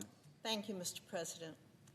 We are now in the longest government shutdown in American history, 39 days. And all across our country, Americans are paying the price. More than 600,000 federal workers have been furloughed. Air traffic controllers, federal law enforcement officers, Border Patrol and TSA agents, United States attorneys, Capitol Police, and the staff here in this chamber. They show up every day to work, and they're not getting paid. Federal courts are running limited options. SNAP benefits are only partially being issued. Head Start grants, they're on hold. Small business loans are frozen. Aircraft inspections are delayed. Veterans transition assistance is disrupted. National Guard trainings are postponed. Every one of these examples represents real people, hardworking Americans who are being harmed by this shutdown. 37% of Americans cannot cover a $400 emergency using cash, savings, or a credit card that they can pay off quickly. They need to borrow from their friends or their family. They need to take out a loan, or they need to sell something. And 12% of those folks, they couldn't even pay at all without borrowing or selling. That wouldn't even help them. Mr. President, I want to share a few voices from my constituents in Nebraska. In Okalala, a young farmer who's trying to make ends meet wrote to my office. Even though the FSA offices are kind of open, he is still unable to make advances on his annual operating loans. This is a critical time when land rent payments are due, along with bills for fuel, seed, fertilizer, and equipment. These funds, they were approved months ago. We need to reopen government so our farmers can access that vital assistance. A fire inspector at Offutt Air Force Base who puts his life on the line to keep our troops and nation safe wrote into my office after he missed a paycheck. This is a matter of fairness, respect, responsibility. Government employees are not bargaining chips. The Democrats want to use people like him as leverage. This is not okay. These are not abstract numbers. These are people's lives. A military spouse in Bellevue picked up a prescription at Offutt Air Force Base and was told that she could only receive a 30-day supply because of the government shutdown. She was told to call back in a month and hope they can fill it. A small business owner in Lincoln wrote in that their sales had dropped 47%. Their government customers cannot buy the equipment they need to destroy classified data. That creates a risk to our national security. So this business, they've been forced to reduce staff, and they said they cannot sustain any further delays. Our Main Street businesses aren't asking for special treatment. They're asking for stability. Another spouse of a federal worker who has been called in to continue essential work during this shutdown wrote in after day 24 of her husband not receiving pay for time worked. Their mortgage company and their utility provider, they don't care that the government is shut down. They expect payment. Mr. President, these voices are the heartbeat of America. Farmers, firefighters, small business owners, veterans, public servants. They are not pawns in a political standoff. They are people who serve their communities. and they deserve better than this. Every day does not get better for them. The shutdown must end. We need 5 more Democrats to say we care more about people than we do about political leverage. We need 5 more Democrats to join the 3 who have already stood with us. That's all it takes to reopen the government. Meanwhile, Democrats continue to push this absurd proposal, a $35 billion handout to insurance companies that benefits the wealthy, includes no fraud protections, and it does nothing to lower real health care costs. These are so-called COVID businesses, or COVID bonuses. I thought COVID was over. I thought it was done. It is done. They were never meant to be permanent. The Democrats, they did this. They set it up with no Republican votes, and even they put this date on so they would expire.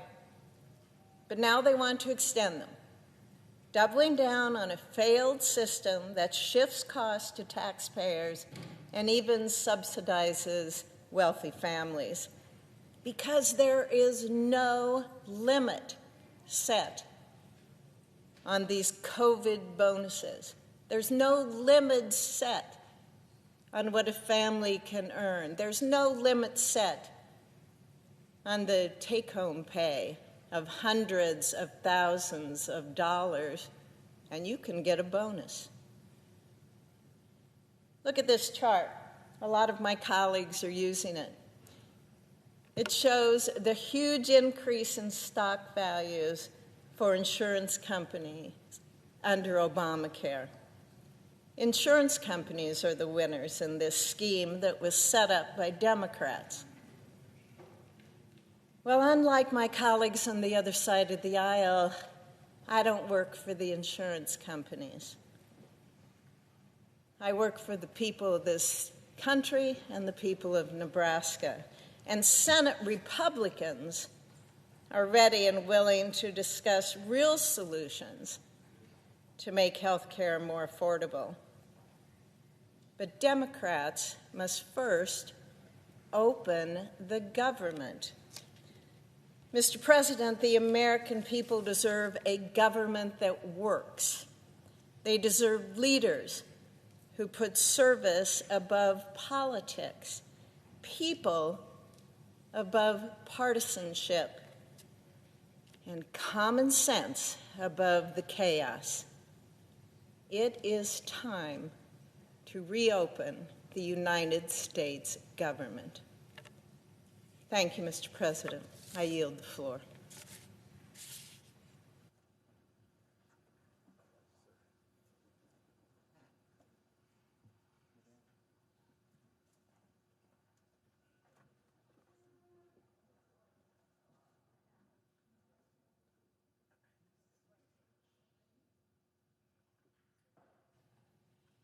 Mr. President. Senator from Iowa. Mr. President, as I visit with farmers traveling river to river across Iowa, I hear all too often about the crushing weight of health care costs on farm families. The Unaffordable Care Act's one-size-fits-none model ignored the realities of self-employment, seasonal cash flow, and the absence of large corporate employers in farm country. Spouses, who are often a family farm's bookkeeper, mechanic, veterinarian, many jobs all rolled into one, have been forced to take off-farm jobs solely to latch onto employer-sponsored coverage. Now, this is what has happened in my own farm family. My brother and my sister are both type 1 diabetics. Both of them have had to find jobs off of the farm for employer-sponsored health care. That means 40 to 60 hours a week away from the very enterprise they're trying to preserve for the next generation. Democrats in Congress branded Obamacare as a chance to bend the cost curve downward. It turns out the only thing it's bending downward are the bottom lines of farmers across Iowa. And the numbers don't lie. Farmers and small businesses are subsidizing a broken system that doesn't serve them. Rural America needs solutions that don't force spouses to find off-farm work or forego health insurance altogether. Premiums are climbing for individuals and small businesses alike, thanks to the Unaffordable Care Act's mountain of mandates. And now, what we are seeing in this DC bubble is that Democrats want to hand out another $35 billion next year straight to the insurance companies with zero guardrails on fraud or income. In other words, Democrats refuse to reopen the government because they want more welfare for the wealthy. It's clear Obamacare has failed to deliver on its promises. I remember President Obama saying way back in the day that Obamacare would drive down the cost of insurance for every family by $2,500 a year. If that were true, we wouldn't be in this situation today. Obamacare has failed to deliver on its promises. The answer isn't pouring more taxpayer cash into a broken system, throwing good money after bad. What we need to do is fix what's broken. President Trump is already working to bring down costs. Instead of extending failed Obamacare and preserving fraud, we can end the waste, return billions of dollars to the taxpayers, and let folks choose from quality options. This is one way we can put patients first. So a number of my colleagues have addressed the shutdown situation as well. And I'm going to veer off on another topic of those federal employees, those air traffic controllers, and for heaven's sakes, our military members that are struggling under this shutdown. Now, many of our military families already rely on SNAP to provide food for their families. We have 1,900 Iowa Army National Guardsmen that are serving across the Middle East today. They are deployed. They have left their civilian employment only to go into a deployed situation where they don't know if or when they will get their next paycheck. Their families in Iowa are struggling right now. They are out there serving for all of us.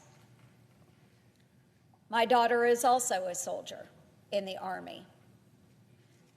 And at the beginning of the government shutdown, she had the really awful position of having to sit down with her soldiers and counsel them on where they could go to find loans to help their families during the government shutdown. Many of the employees here have had to do the exact same thing. What does it take to get through this government shutdown? It's a simple yes vote from our friends across the aisle. They have shut the government down. We have provided opportunity time and time again to open the federal government, to pay our federal government workers, to make sure our skies are safe, to make sure our military members are paid, to make sure SNAP benefits are getting to every family that struggles with food insecurity. All it takes is a yes vote. We have told the Democrats we are willing to sit down and negotiate on the ACA, the Unaffordable Care Act, and other opportunities. We will do that when we open the federal government. Democrats are not fighting to lower premiums. They are fighting to raise the profits for health insurance companies. Democrats are terrified of the truth about their temporary COVID credits. It's welfare for the wealthy and corporate welfare rolled all into one. Democrats are demanding that Republicans vote to make their handout scheme permanent. Their plan is to line the pockets of health insurers with $500 billion in taxpayer-funded subsidies. Thanks to Democrats, insurers are pocketing record profits fueled by taxpayer subsidies. Extending the Biden COVID credits would cost our taxpayers $500 billion. Democrats shut down the government to protect Obamacare subsidies that send $40 billion to insurance companies, not to the families that need it. So let's be very clear. This argument is not about helping the American families that need better options to health care insurance.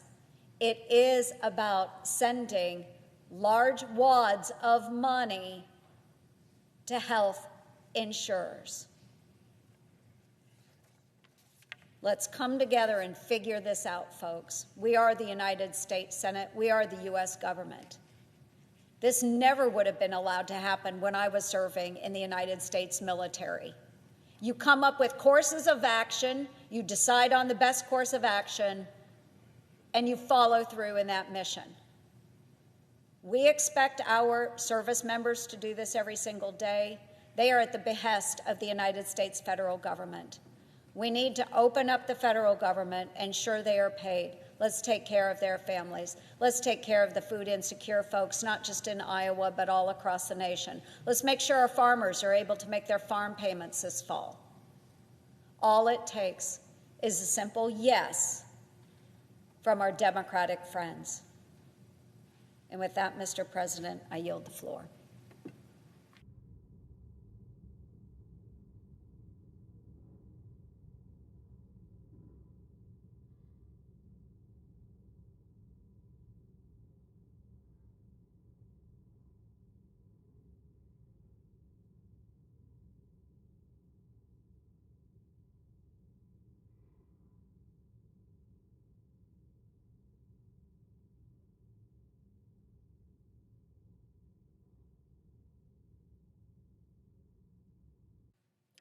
Mr. President. The senator from Ohio. Thank you, Mr. President. It's day 39. Day 39 of the government shutdown. Some of us are here working over the weekend. I want to thank all the staff, all the people who work here at the Capitol who are not getting paid. We genuinely appreciate your dedicated public service, putting your jobs and the country first. Thank you. I appreciate that. I know that there are a number of people across the country that are probably pretty peeved off today. There, we'll use that word. Pretty upset about how this government shutdown is affecting them. Sure, many of them got turned away at the airports, receiving emails, finding out that their flights are canceled, their plans for work, for family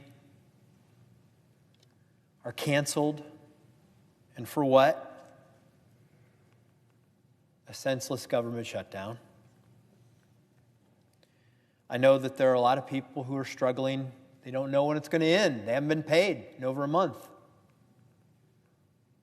They have questions. The members of this body, we ask each other, well, when is this going to end? None of us know. Imagine the people out there across the country who have lives that they're trying to figure out. They have no idea when this is coming to an end. I feel for them. And then people who struggle the most, people low income who don't know where their SNAP benefits stand, whether this will go on for another week or another 3 years, since it's about standing up to Donald Trump, however long that will take to, I guess, share that lesson. But 14 times I have voted, as have many of my colleagues, to keep the government open, solve this problem, move ahead. Soon, I believe we'll be having the opportunity to vote a 15th time. This one may be a little different. To extend a clean CR that would run until the end of January, along with perhaps some of the appropriations bills that have already passed this chamber on a bipartisan basis. Perhaps the 15th time we can convince 5 more of our Democrat colleagues to go along with us. But I always choose to be an optimist. I saw the minority leader on the floor earlier today. They, in their proposal, allegedly, even though we haven't seen the written, they say they have a clean CR. We have a clean CR.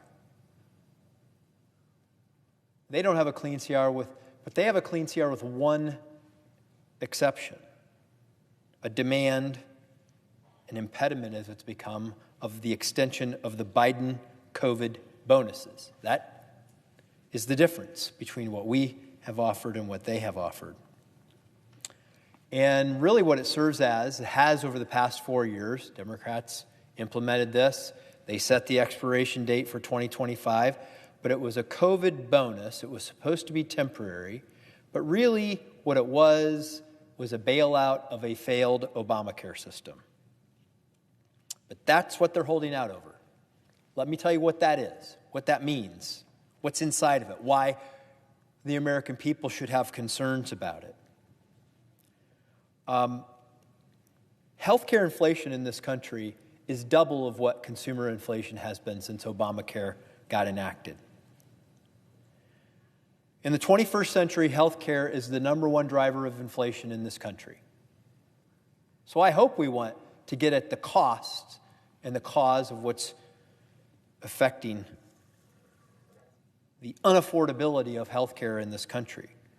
Healthcare has increased since Obamacare started by 6% a year, while overall inflation has been 3% or less. But I want to dig in a little bit over the impediment of the Biden COVID bonuses. First of all, the way they're structured, there is massive fraud. With 0 premiums and an incentive, because the money goes directly to the insurance companies, is to sign up people, phantom enrollees. No one knows who they are, where they are. The premiums go right to the insurance companies, not to the individual. And what has that done for insurance companies? Well, you can see here. This is what Obamacare and then the COVID bonuses have done for the insurance companies. Record profits. Record profits. During this period, while we've seen the stock performance of health insurance companies go up by 600%, the Dow Jones Industrial has gone up by 300%. Double. Insurance companies have double what the rest of the American economy has done. The other part of these subsidies that are problematic is that there are no income caps. We're not targeting these resources at people who are struggling to pay. We're giving them to everyone that wants them. So I've listened to my colleagues, the gentleman, chairman of our HELP committee, Dr. Cassidy. He's talked about this at length. I've heard others talk about that there is a bipartisan way to do this. there is a thoughtful way to make sure that these efforts are focused on consumers and not on the insurance companies. So there are valid disagreements and substantive disagreements about why the Biden COVID bonuses are bad. But that absolves nobody, no one, of the responsibility to continue to work on resolving the inflationary costs of health care to the American consumer that have come since Obamacare was implemented. I wasn't here for it. I have no pride in ownership, but I do want to fix it.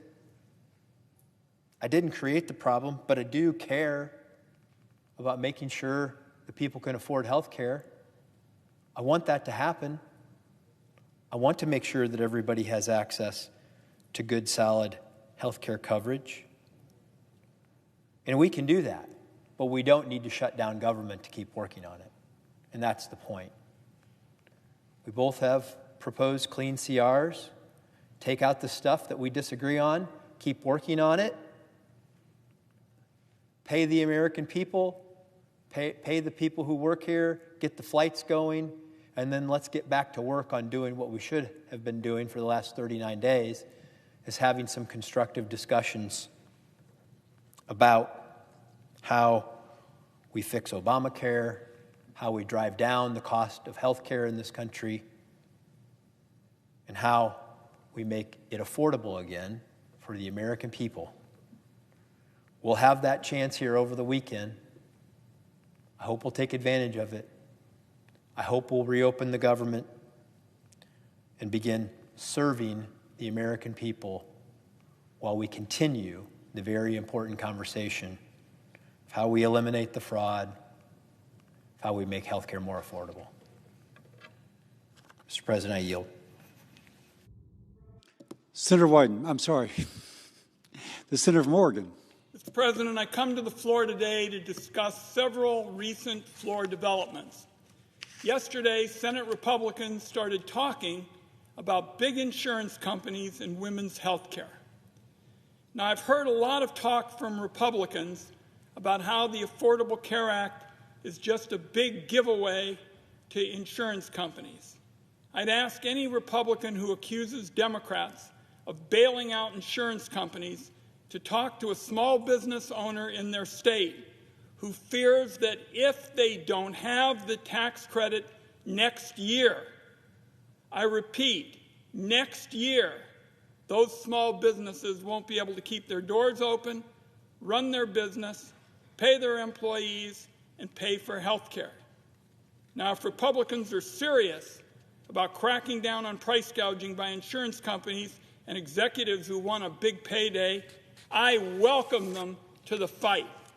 I have been at it for years. I wrote the first tough law. It was bipartisan. It's on the books to stop the rip-offs of older people who had 10 or 15 insurance policies that weren't worth the paper they're written on. But I can say that since a handful of Republicans joined me in 2008 to crack down on the abuses of insurance companies, Republicans willing to go after big insurance have been mighty few and very far between.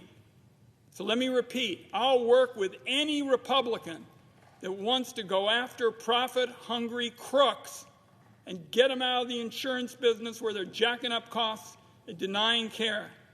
But it shouldn't come, and I say this to my colleagues, it shouldn't come at the cost of kicking millions out of their health care in January. Democrats want to bring down costs for families. It's that simple.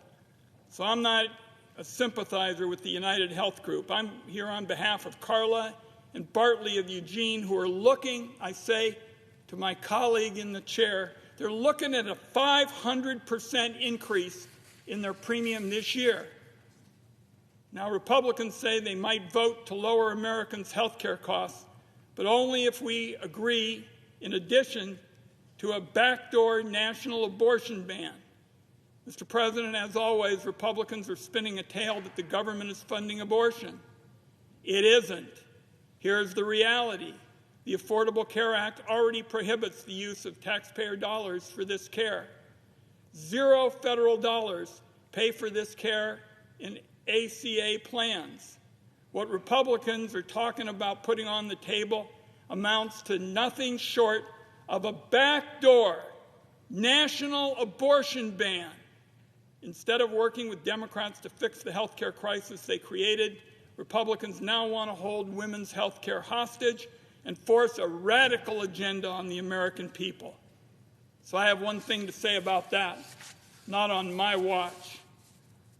Under this plan, Republicans could weaponize federal funding for any organization that does anything related to women's reproductive health care.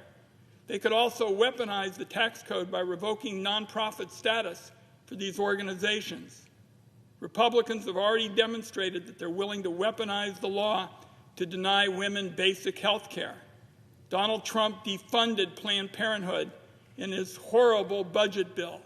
So the possibilities here are endless, but the results are the same. A complete and total restriction on abortion, courtesy of Republican senators. They've been laying the groundwork for decades, and now they're pulling out all the stops to do it. The budget chair is already talking about another reconciliation bill in this session, so this is a real and present danger. Donald Trump, on the other hand, said he'd leave abortion care up to the states. Well, this latest scheme makes it pretty clear. A de facto nationwide abortion plan has been his plan all along. Since Roe was overturned, women are being denied life-saving medical care. Doctors are fleeing states where they fear persecution. Democrats were told for years by Republicans that they were blowing these scenarios way out of proportion. We were told again and again. We were fear-mongering. Instead, now it's all coming true. Democrats must dismiss this radical Trojan horse against women's essential health care out of hand, and the time to do it is now. Mr. President, I yield the floor.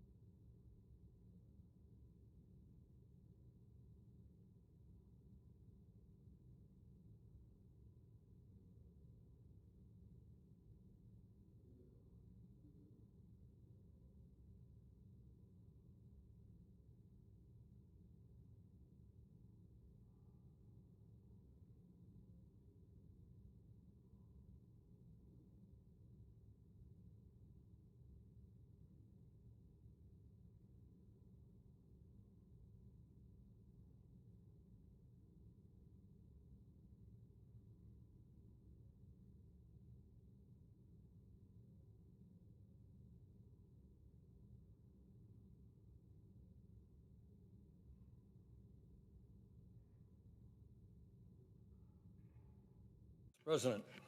The senator from Vermont. Thank you. Mr.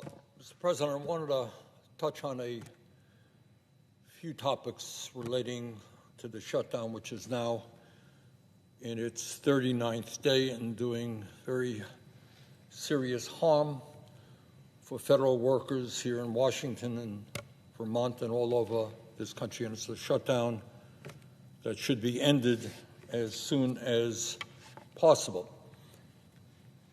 The reason for the shutdown really is not complicated. Here in the Senate, we have a 60-vote threshold in order to pass a budget that keeps the government open. You need 60 votes.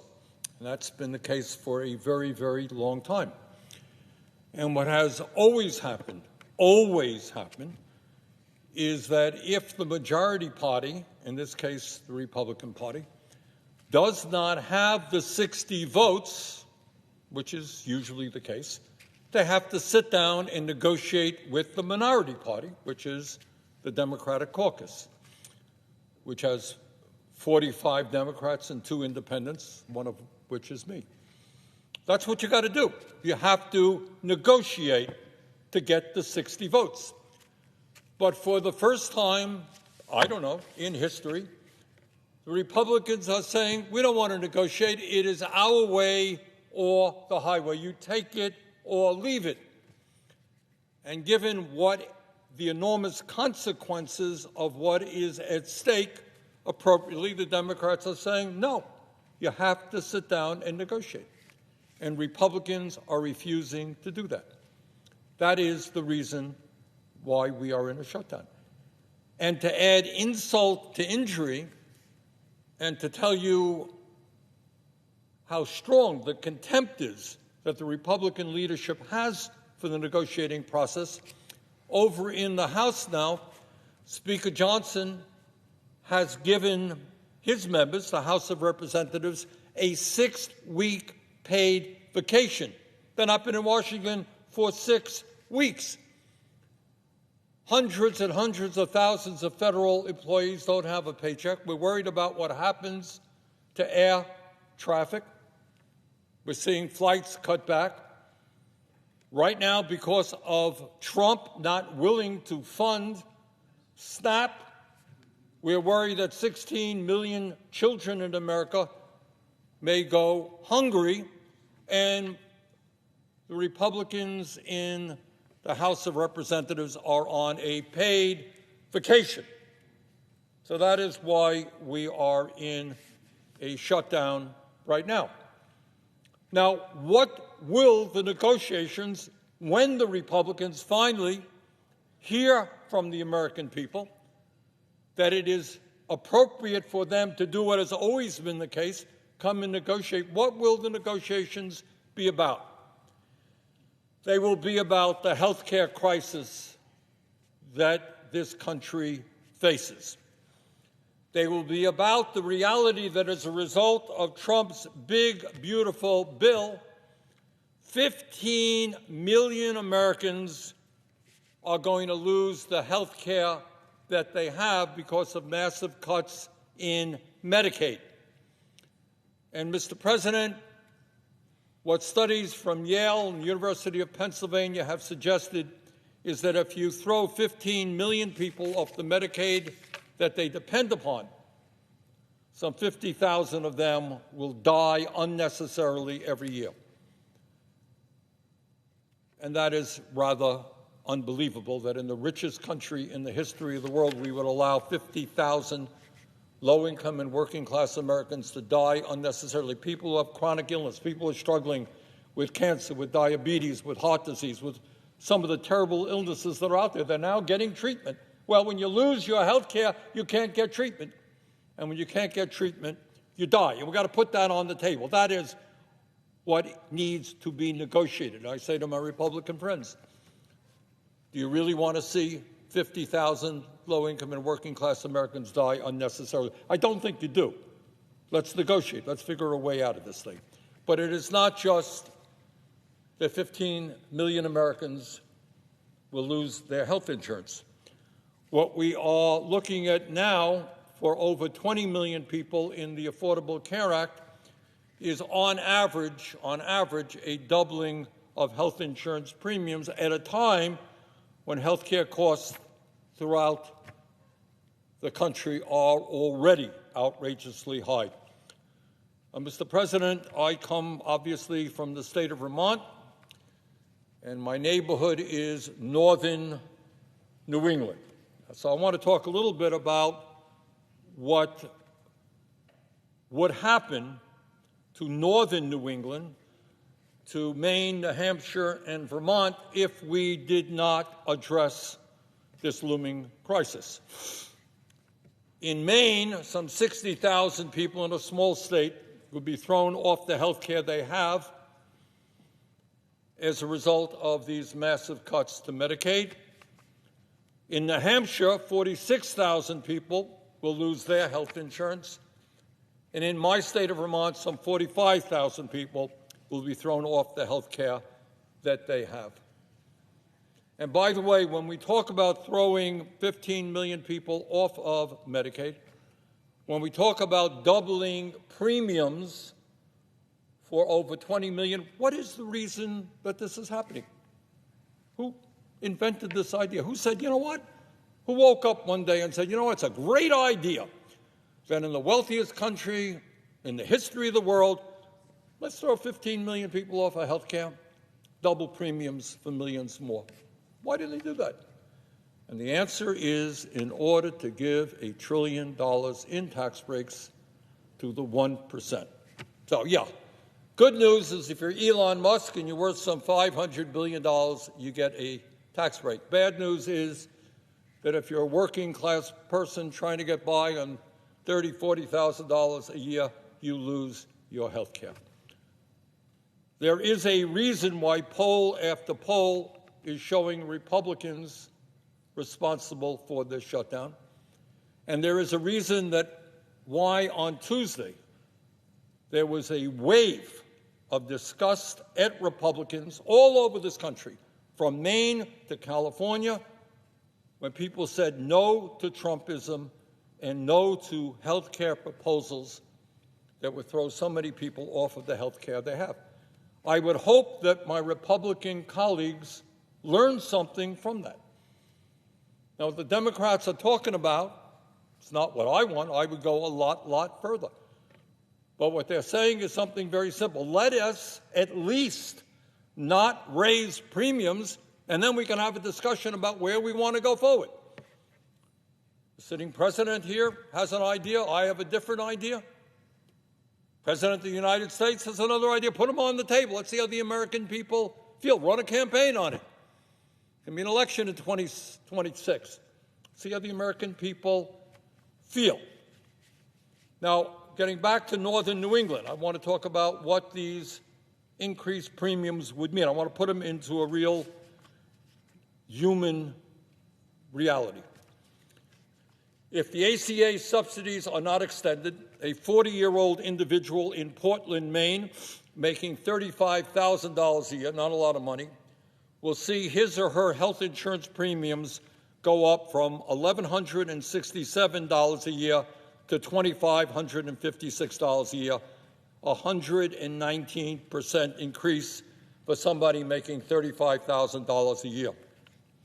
And this is one, because it's true in Vermont and it's true all over the country. And I want people to hear this. Again, I'm talking about Maine. I'm going to be talking about Vermont. It is true in every state in America. A 60-year-old couple, that is a couple not yet eligible for Medicare, making $85,000 a year in Fort Kent, Maine, will see their premiums go up from $7,200 a year to $38,490 a year, a 435% increase. So, Mr. President, we are talking about a 60-year-old couple making $85,000 a year will now be paying $38,000 in premiums, not to mention out-of-pocket cost. That is almost 50% of their incomes for health care. Mr. President, in New Hampshire, a family of four making $80,000 a year will see their premiums increase by $297 a month, $3,600 a year more on an income of $80,000. Think about it. A 62-year-old couple in New Hampshire making $90,000 a year will see their premiums go up by $14,000 a year. Making $90,000, couple making $90,000, you're going to see your health care premiums go up by $14,000. How do you survive with that kind of increase? In Vermont, my state, if the ACA subsidies are not extended, in Bennington, a couple in their 60s earning $85,000 a year now pays about $830 a month in premiums for their Blue Cross Blue Shield health care. Next year, without these subsidies, they would pay $3,000 a month. Add the deductible and other costs, and they'll spend nearly half of their income, more than $40,000 a year, on health care. Couple in their 60s in Bennington, Vermont, and it is true all over this country, will be spending almost 50% of their incomes on health care. That is insane. Now, it's interesting, Mr. President, that my Republican friends now are beginning to talk about health care. For a while, they didn't have a word to say. They're coming down here. And that's a good thing. So I think that's the kind of discussion that we should have. But one thing we should know is what we are talking about here is deadly serious. And I know that some of my colleagues, have talked about bringing forward a proposal that would ask the majority leader here in the Senate to bring forth a Democratic proposal to deal with this crisis. And it would be a strong proposal. But unfortunately, that would be a very wasteful and fraudulent gesture. It would mean nothing. Because no matter what happened with that proposal here, and I don't know that it would pass, I suspect some Republicans might vote for it, it wouldn't matter one bit, because unless you have the commitment of the Speaker of the House that he will support it and that the President of the United States will sign it. And we certainly do not have that commitment now. So all it would be is a kind of wasteful gesture. People could feel good. They'd vote for a bill with the full understanding that bill would go nowhere and premiums throughout this country would double. So where do we go from here? Well, short term, we cannot allow millions and millions of people to see an outrageous increase in their premiums when they simply cannot afford it. That would be a disaster.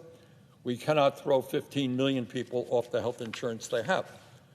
But some of my Republican colleagues I hear have come to the floor and they're saying, you know what? These insurance companies are making huge profits. No kidding. Gee, that is something that some of us have been talking about for decades. And so are the drug companies. In fact, the function of the current healthcare system is to do precisely that. What is the function of the American healthcare system? It's to make huge profits for the insurance companies and the drug companies, to pay their CEOs outrageous, really crazy salaries, tens of millions of dollars a year. That's the function of the American healthcare system today. Mr. President, in my own state of Vermont and throughout this country, including Louisiana, I have talked to a whole lot of people. And almost always in my remarks, I ask a very simple question. I say, tell me, how many of you believe that the American system is working well, American healthcare system, how many of you think it is broken? And whether it's Louisiana, Vermont, or any place else, overwhelmingly people understand the American healthcare system is broken. It is outrageously expensive. It is cruel. It is dysfunctional. Not a secret. I'm glad that some of my Republican colleagues are beginning to catch on. Mr. President, as I think you know well, we spend almost twice as much per capita on health care as any other country on earth. Unbelievably, this really is. According to the most recent data, here in the United States, we are spending $14,500 per person on health care. $14,000, over $14,000 for every man, woman, and child. And let me tell you how that compares to other countries. Somehow, in Japan, they're able to provide health care to all for $5,600. In the UK, $6,000. In Australia, $6,900. In Canada, $7,000. And $7,100 in France. In other words, major country around the world manages to guarantee health care to all of their people as a human right, and they're spending less than half per capita than we are spending. And I can tell you, having been all over the country, that the American people are disgusted with that reality. They understand and they believe that health care is a human right, not a privilege, that every man, woman, and child in this country is entitled to health care, no matter how old you are, no matter how young you are, no matter rich you are, no matter how poor you are. While private insurance companies and big drug companies continue to make outrageous profits, over 85 million Americans are either uninsured or underinsured today before the disastrous attack on health care that Trump is proposing. The result, some 68,000 Americans die each year because they cannot afford to go to a doctor, and more than 500,000 Americans go bankrupt due to medically related debt. How absurd, how horrific is that? In America, under this current absurd healthcare system, 42% of cancer patients deplete their entire life savings within the first 2 years of their diagnosis, while 1 out of every 4 of them declared bankruptcy or lost their homes to foreclosure or eviction in 2022. Think about it. It is bad enough to get cancer. It is beyond horrific to understand that your family is going to be financially ruined as a result. Under the absurd American healthcare system, our life expectancy, how long we live, is shorter than every other major country, despite the fact that we spend twice as much per capita. We live 4 years shorter lives on average than people in other wealthy countries, while the typical working-class person in America lives 7 years, a 7-year shorter life than the wealthy. We also have the dubious distinction of having by far the highest infant mortality rate of any other wealthy country on earth. And as bad as our overall health care system is, our primary care system is even worse. Today, tens of millions of people live in communities where they cannot find a doctor, a dentist, or a psychologist, even when they have decent insurance, and others have to wait months in order to be seen. So unbelievably, again, we're spending twice what other countries are spending. We don't even have enough doctors. We don't have enough dentists. We don't have enough nurses, mental health practitioners, pharmacists, or home health care workers. And 1 out of 4 Americans cannot afford to purchase the medicine their doctors need. So it is no wonder that the American people understand that the current system is broken. So where do we go from here? It's one thing to talk about a system that is broken. It's another thing to have a solution. And I have a solution. Not a radical idea. In fact, in many ways, it just emulates what goes on in every other major country on earth. It is to say that health care is a human right, that we need universal health care, and that we must pass a Medicare for all single-payer program. So what is that legislation? What would it look like? What that legislation would do is provide comprehensive health care coverage to all with zero out-of-pocket expenses. And unlike the current system, it would provide full freedom of choice regarding health care providers. No more insurance premiums, no more deductibles, no more copayments, no more filling out endless forms and fighting with insurance companies to get the coverage that you paid for. No more networks to be treated by a doctor who is not in your network, who can charge you some astronomical cost. And it would also mean, when we talk about comprehensive, the coverage of dental care. Last I heard, dental care is health care, vision, hearing aids, prescription drugs, and home health care. And importantly, when we have a Medicare for All program, it gives Americans the freedom to switch jobs without losing their health insurance. Right now, you got millions of people who are staying at a job that they don't like because it provides decent health care to their families. That is kind of crazy unto itself. And under our legislation, health care becomes a human right guaranteed to all and not a job benefit. If there's a recession and people lose their jobs, they lose their health care because their health care is tied to their jobs. We saw that during the terrible COVID pandemic. And everybody gets access to the same quality health care. Yes, workers at McDonald's, here's a radical idea, workers at McDonald's deserve the same quality health care as executives on Wall Street. Well, would a Medicare for all health care system be expensive? Yes, it would.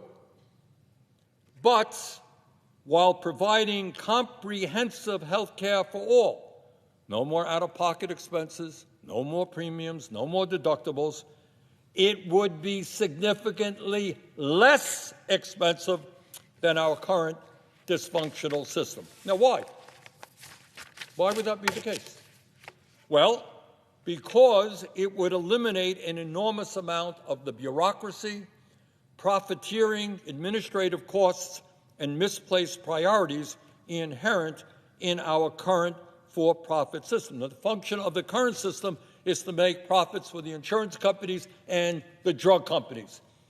That's what this system is about. And built into that system is all kinds of disincentives for quality and inexpensive care. In fact, the Congressional Budget Office has estimated that Medicare for All would save the American people $650 billion each and every year. On the Medicare for All, there would no longer be armies of insurance employees billing us. Go to any hospital in Alabama or Vermont or any place else. Go down in the basement. You know what you're going to find? Not doctors, not nurses, not people who provide health care. You're going to have people billing you, people hounding you for your late payments. Those people are not contributing to making us healthy.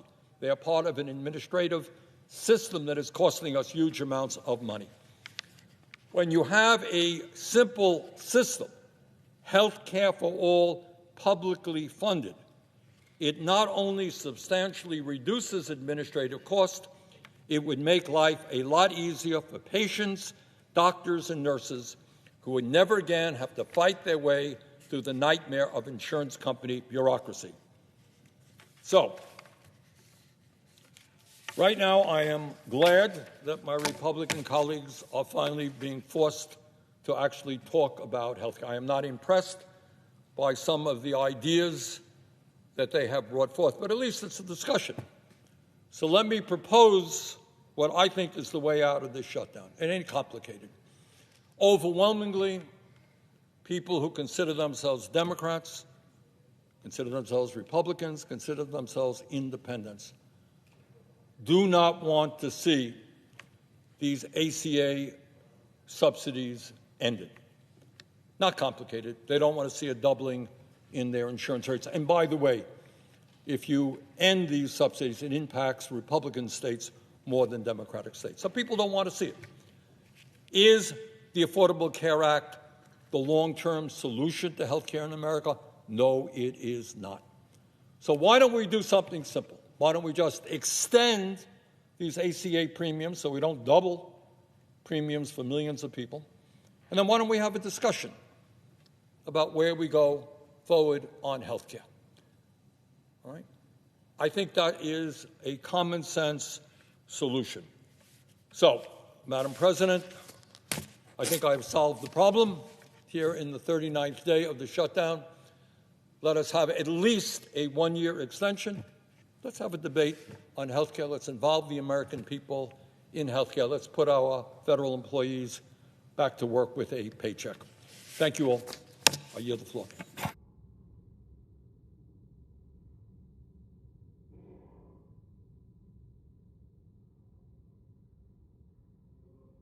You.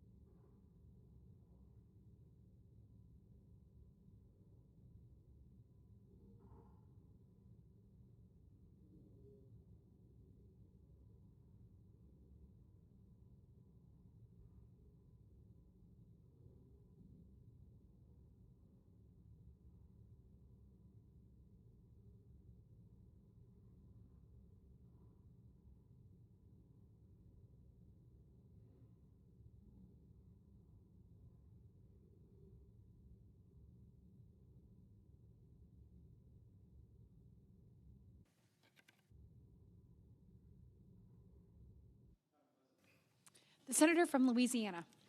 Madam President, I've given this speech 2 times in the last probably 16 hours. But it's going to be like a TV commercial where I want to say it over and over again, hoping that someone actually hears it. Because the soul of education is repetition. And I want to have a very different tone than some of the speeches that have been heard. I want this to be nonpartisan. I want this to be, if you will, a plea for moving beyond our kind of camps we've been in into something that can end the shutdown and actually benefit patients.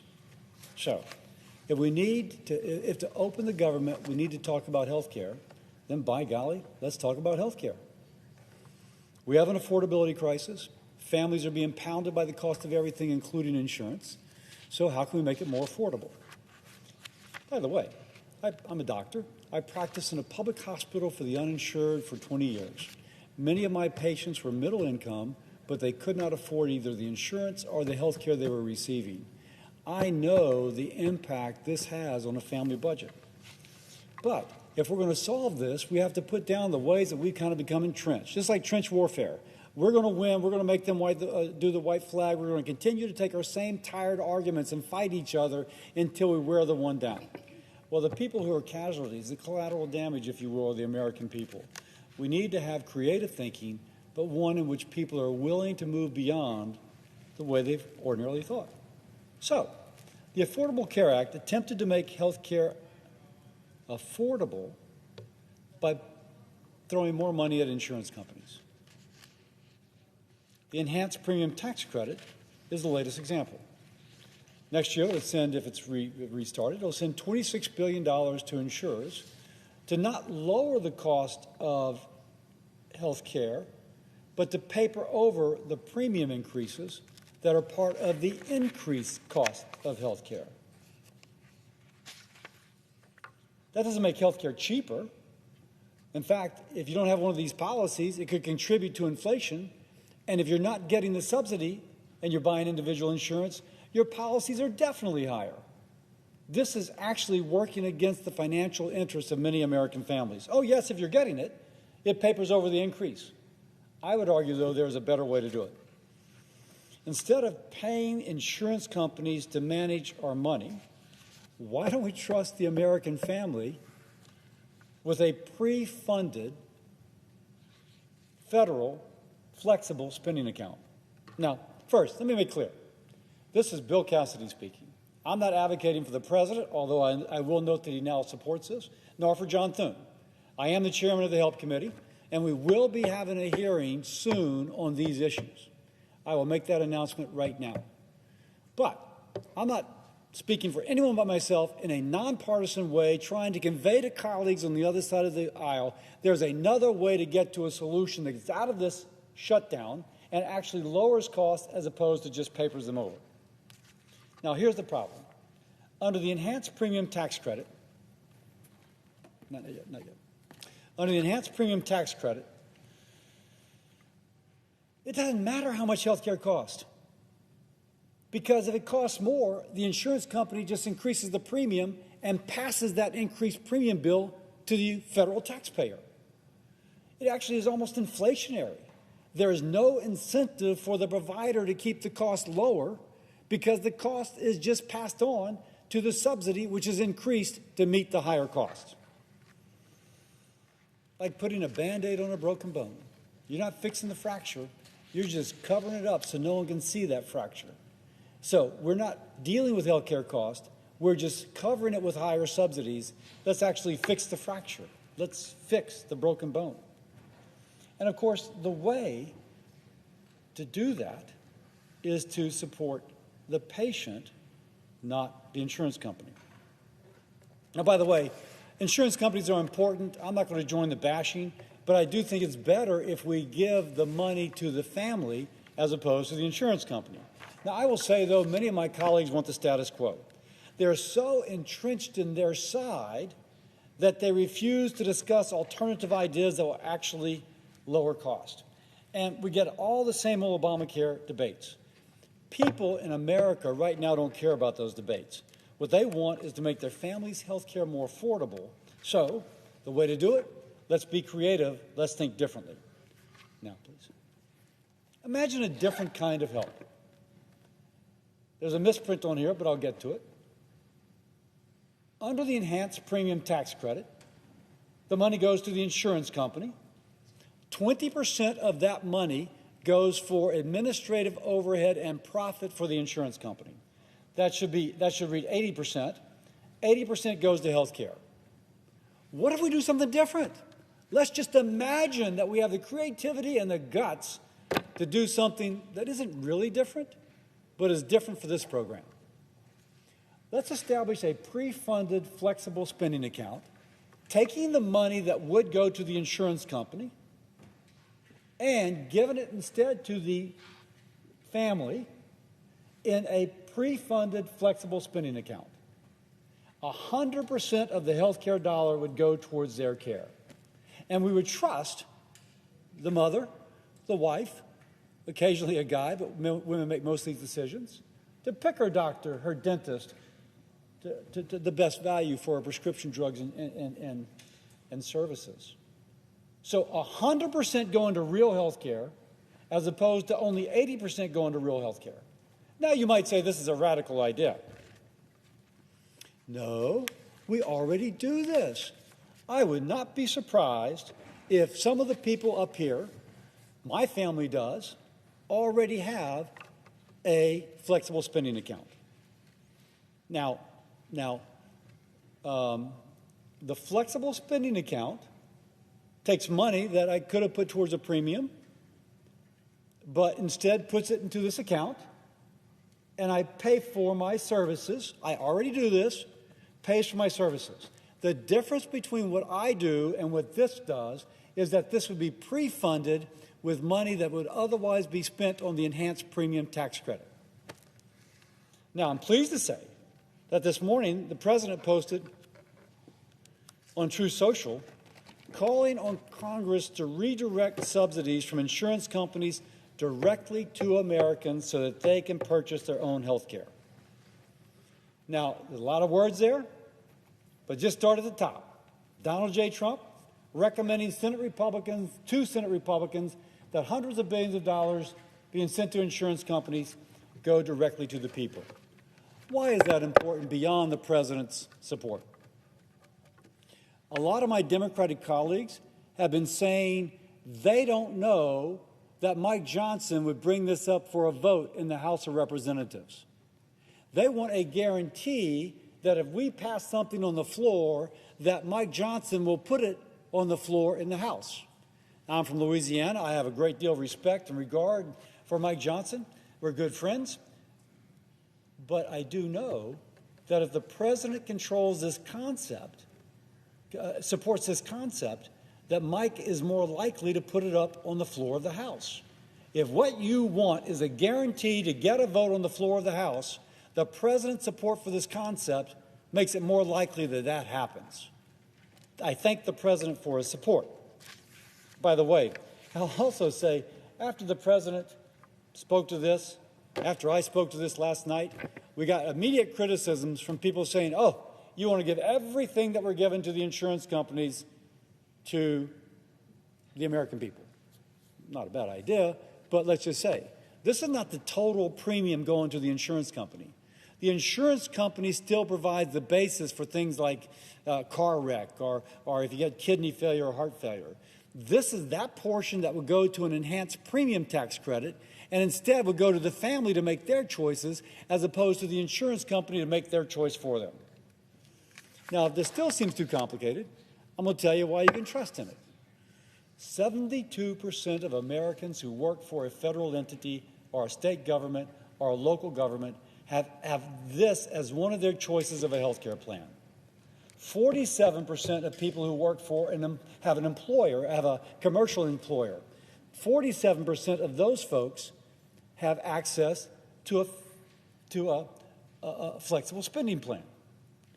Now, if it was so complicated, why do 72% of government employees and 47% of people in the private sector have access to this plan? It works. We know how to do it. There's established mechanisms. In fact, I have my plan through what is called the Small Business Exchange, an Obamacare exchange through the federal government. I get my FSA through the Small Business Exchange. It is just a little bit to port it over from the Small Business Exchange to the individual exchange to allow an individual to get the same thing. This is so incredibly workable. This is so not complicated that I just kind of scratch my head when people say that it is too complicated.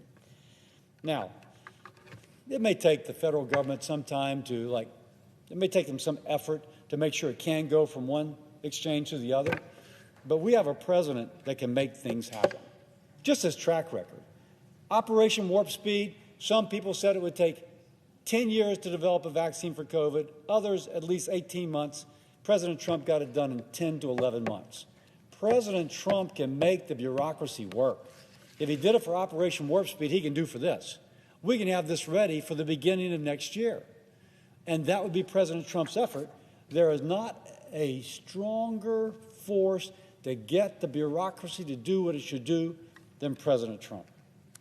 Now, let's talk about some key differences between enhanced premium tax credits and what I'm calling federally pre-funded flexible savings accounts.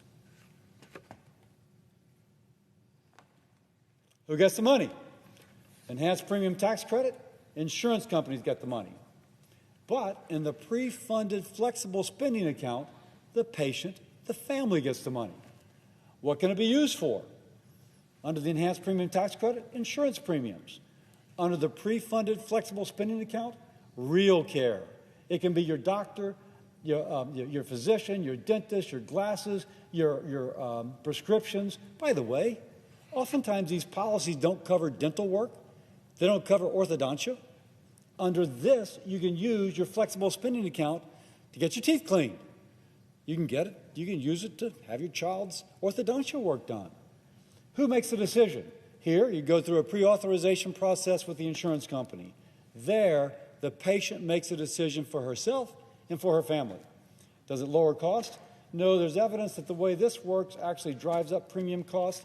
Here, under the pre-funded flexible spending account, it empowers a patient to shop, driving competition, driving down cost.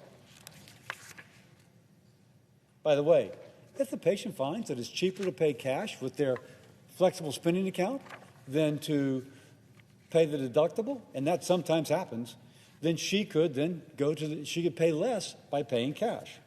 The point is, if you give the patient the power, good things happen. This pre-funded flexible spending account does not treat the individual as a ward of the state. It treats them like a capable consumer who can decide where to go in a way which is best for they and their family. Now, some ask, won't this cost money? Yeah, about the same as the enhanced premium tax credits for the first year. My Democratic colleagues should like that. An individual, though, would be getting a better value. Instead of, could I have that previous poster up, please?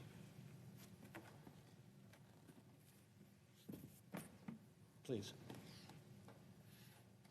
Again, mind the typo, but instead of only 80% of the money going for health care, under the pre-funded flexible spending account, 100% of the money that we're putting up is going to pay for real health care, your dentist, your physician, your prescription drugs, etc. 100%, and over here only 80%. And she makes the choice. The choice is not made for her. Now, as I conclude, let me point out a real irony. And I've not wanted this to be partisan at all.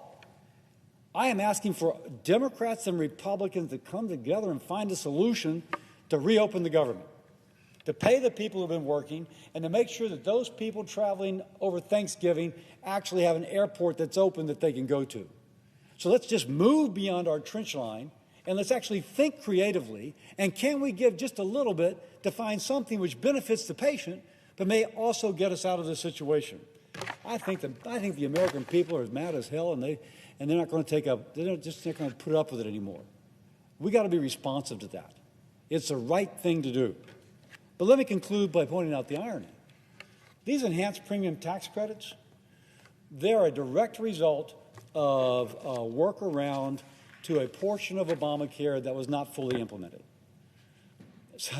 So Democrats are fighting to keep something which is a workaround for something that Republicans formerly objected to.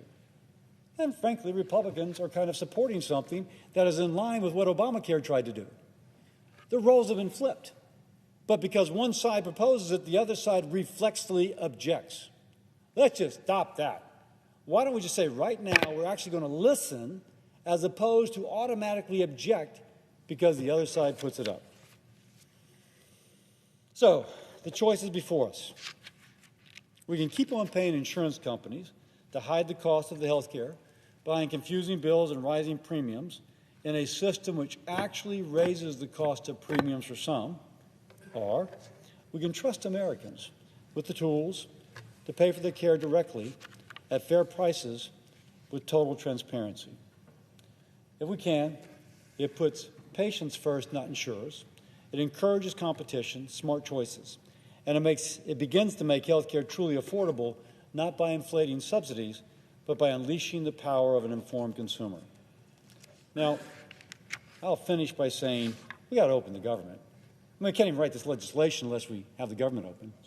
But you've got this chairman's commitment that we are going to have a hearing in the Help Committee in November on how do we address the issue that is before us right now.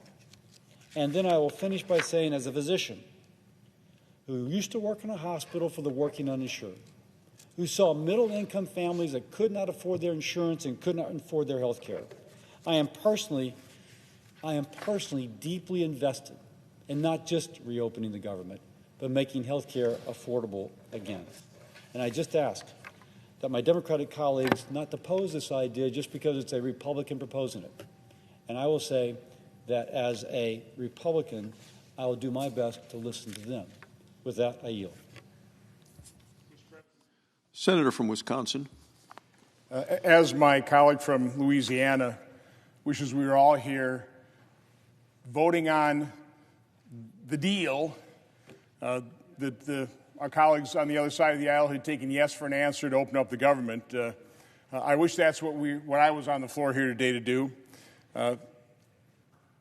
That not being accomplished, what I was hoping to be able to do is once again offer a unanimous consent request to pay the people that are working. Came down to the floor 2 weeks ago with the Shutdown Fairness Act to pay the people that we're forcing to work. Pretty common sense. Did not include furloughed workers. The other side objected. I agreed to add furloughed workers. Worked with them over the last couple of weeks. Came on the floor yesterday, offered that unanimous consent request, and there were more objections.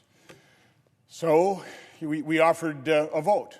So let's proceed to that bill. Let's work out literally clarification differences. There's really nothing substantive. We're going to pay all the workers being forced to work. We're going to pay all the furloughed workers. We added contractors. I mean, we've done just about everything we could so that we were no longer punishing the people working for our dysfunction. We're no longer going to use these individuals as pawns, and the American people as pawns in this horrific partisan gamesmanship. Unfortunately, the other side wouldn't agree to get on the bill, which, by the way, that's how you pass legislation around here. You get on a bill. It may not be perfect. There may be some objections to the other side. You open it up for amendments. You work on those differences, and then again, if the other side doesn't particularly like the bill, they can vote no at the tail end. They can block it then. But instead, they blocked it on the front end. So we immediately went into discussions. Literally about an hour ago, I thought I had a deal where at least the primary objector of the Shutdown Fairness Act was not going to object. We've hit some snags. So unfortunately, I don't think in today's session we'll be able to offer that for unanimous consent request, but I do want to tell my colleagues we are still working hard. I can do everything I can to accommodate, to clarify the bills, to let the folks on the other side know, we're not creating a slush fund. We're not giving the president discretion to use this money wherever he wants. We're not excluding certain workers. We're not giving the president the ability to include or exclude. We're including all the workers. So again, I will continue to, and my staff is working overtime. God bless them, doing everything they can to be able to offer this. If we don't have a deal tomorrow, at least, I'm literally hoping and praying that folks on the other side of the aisle will, at a minimum, stop using federal workers, the American public, as pawns in this partisan gamesmanship. But doesn't look like we're going to be doing that tonight. But as long as we've got some time on the floor, I guess what I'd like to do is I'd like to discuss a hearing we held earlier in the week in my permanent subcommittee on investigations. It was titled Assessing the Damage Done by Obamacare. I hate to report the folks on the other side refuse to acknowledge the very obvious damage being done across the board by Obamacare. I had three witnesses, and we kind of did this in three different categories. The first category was talking about the damage done by the consolidation of industries across the board in healthcare. If you want lower prices, I come from the private sector. What the free market guarantees is basically three things: the lowest possible price and cost, the highest quality, the highest level of customer service. Now, it's not perfect, but there's no economic system that works better than that. The problem we have in healthcare is we've largely driven free market principles out of healthcare. We have a third-party payer system. Decades ago, patients paid 80%, 80 cents on the dollar for the healthcare they received. Today, they pay about a dime. Somebody else is always picking up the tab for the specific procedure. Now, we pay dearly in taxes, in insurance premiums, but it's disconnected from the actual point of sale, from the actual cost of procedure. So there's no transparency. Doctors don't know what things cost. The provider, it's some accountant, and I love accountants. I'm one of them, but it's some accountant in the provider's back office dealing with some accountant in the insurance and some accountant in CMS or whichever third-party payer. So we had a complete breakdown of price transparency because we don't have free market principles. We don't have consumerism, true consumerism in healthcare. But this is a chart that the senator from South Carolina put up yesterday. I think others have used it as well. That really makes the point in terms of consolidation of the industry, which is, of course, when you have concentrated power, you have less competitive benefits. This is just the percent increase in the stock price of, I think, 7 of the top insurance carriers. United Health Group, 1,177% increase in stock price since the implementation of Obamacare. Cigna, 822%. Anthem, only 414%. Humana, 490. Molina, 859. Centene, 604. Aetna, 595% increase. This is a concentration of power, a reduction in competition, and this proves the increase in prices, the dollars, the trillions of dollars flowing into insurance companies, taxpayer dollars flowing to insurance companies because of the faulty design of Obamacare. That aided and abetted this consolidation, this lack of competition in the healthcare market. The second area of damage literally was to Medicaid. I mean, Obamacare has basically provided insurance through 2 mechanisms, Medicaid and the individual exchanges. Medicaid, of course, we talked about this in our One Big Beautiful Bill, the whole reconciliation package. The harm caused to Medicaid is profound. By allowing states to sign up able-bodied, single, working-age adults into Medicaid, that wasn't the main abuse. The main abuse is we reimbursed those states for every dollar they spent for a single able-bodied adult, they get $9 as a federal reimbursement. That compares to for every dollar spent on a disabled child, the states get $1.33. So that has led to rampant abuse. I would call it legalized fraud. Provider taxes, provider fees. That's not health care. But the American taxpayer is picking up the tab at a ratio of 9-to-1 for those state-directed payments and, again, provider fees, provider taxes. It's also crowded out services for the disabled. There was an excellent article in the Wall Street Journal written by the father of a 17-year-old severely autistic child. And God bless this family. They're taking care of this child at home. But they could use help. And so what they were hoping for is to be able to have access to home health care. They're on a 10-year waiting list because those providers would much rather service an able-bodied Medicaid Advantage adult as opposed to that disabled child. So again, we've crowded out those disabled children from Medicaid providers, and of course we've cost American taxpayers hundreds of billions of dollars. Provider fees, provider taxes, which unfortunately we weren't able to fix. The third area of damage done by Obamacare is in the individual markets. Now, I bought health care for 30 years. Every year we'd negotiate with the insurance carriers. I remember early on when we didn't have 100 employees even, and so I'm very familiar with the small employer group markets. Probably about 3 or 4 years into my buying health care, we had, because of competition, we had an insurance carrier come in and say, you don't even need to have deductibles or out-of-pocket maximums. We're going to match your insurance rate, 0 deductibles. I thought, great. I mean, what a great year for our employees. They didn't pay a dime for anything. And the insurance rate was what we had the previous year. Well, of course, the next year, they jacked up our rates 40%, so I had to go back in the market.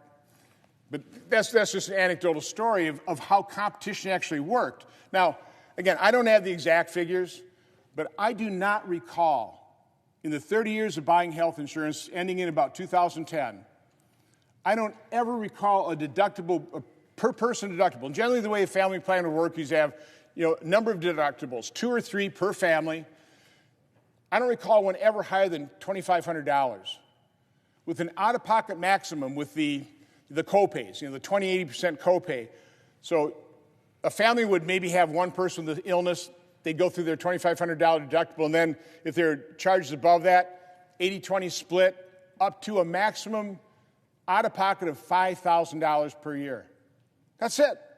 That's the most. Again, that started out back in the early 80s, started out maybe $100 deductible with a maximum out-of-pocket of $1,000. But again, that all, because of inflation, by the time I left, it was about $5,000 maximum out-of-pocket. What has happened because of Obamacare, the faulty design of it, forcing the small percentage of people on the individual exchanges to pick up the full cost of pre-existing conditions. Back when I was buying insurance, we had something called high-risk pools. They weren't perfect. Some modifications, we could have completely covered people with pre-existing conditions, but the way they worked is every insurer that sold products in the state had to basically take on people high risk. So as I'm buying insurance, let's say I had somebody who was diagnosed with cancer. The insurance carrier would come in, and they would do something they call laser out that individual. Not a problem, because that person right away would go into the high-risk pool, and there are so many different options in terms of deductibles, that type of thing. We could buy a plan for that individual from the high-risk pool, pretty much the exact same rates as we were getting, the exact same deductibles. If that person had a remission of cancer, no longer lasered out, he came back into our plan. It worked beautifully. It was funded by everybody. Everybody that had, employer-sponsored care, anybody that had insurance policy, a very small percentage was assessed to pay for that high-risk pool. Now, every state was different. Some states were adequately funded, some that weren't. I think Maine had an excellent high-risk pool. But Obamacare dismantled all of that and put the cost of those people with pre-existing conditions that are high risk on the backs of a single-digit percentage of the American population, causing insurance rates to skyrocket. When you hear our Democratic colleagues come to the floor and say, premiums are going to double and triple, well, first of all, that's not true. Gross premiums are going up an alarming 26% nationally, but they're not doubling and tripling. Not on employer-sponsored care, not for most people on the exchanges. What's happening is the net premium after subsidies for people over 400% of the poverty line that no longer get a subsidy, those people could be experiencing double or tripling rates. And quite honestly, from my standpoint, those are people I have a great deal of sympathy for, that I would like to do something for. But we're not going to enter a negotiation until Democrats open up the government, okay? But again, I've said this repeatedly, I am happy to work with Democrats who will work in good faith, who will acknowledge the problem and repair the damage done by Obamacare and transition to a system that actually works. I think all Republicans are eager to do that. I know President Trump just had a tweet today. What we should be doing is we should be giving the American, these hundreds of billions we spend on this, give that to the American public and let them buy insurance policies that fit their needs, not the highly restrictive ones in Obamacare that have caused premiums to skyrocket. So what this chart shows, the red line here is the increase in the CPI. In other words, total inflation since the inception of Obamacare was 39%. All these blue bars, I know it's hard to read, this is every state, the percent increase in their premiums. I mean, it's for a 40-year-old enrolled in the silver benchmark. Again, averages are very difficult here because you have every state different, all these different plans, but we've picked one. This is pretty typical. So the average percent increase by state over all the states is 169% increase versus 39% increase in inflation. That's 4.3 times the rate of inflation.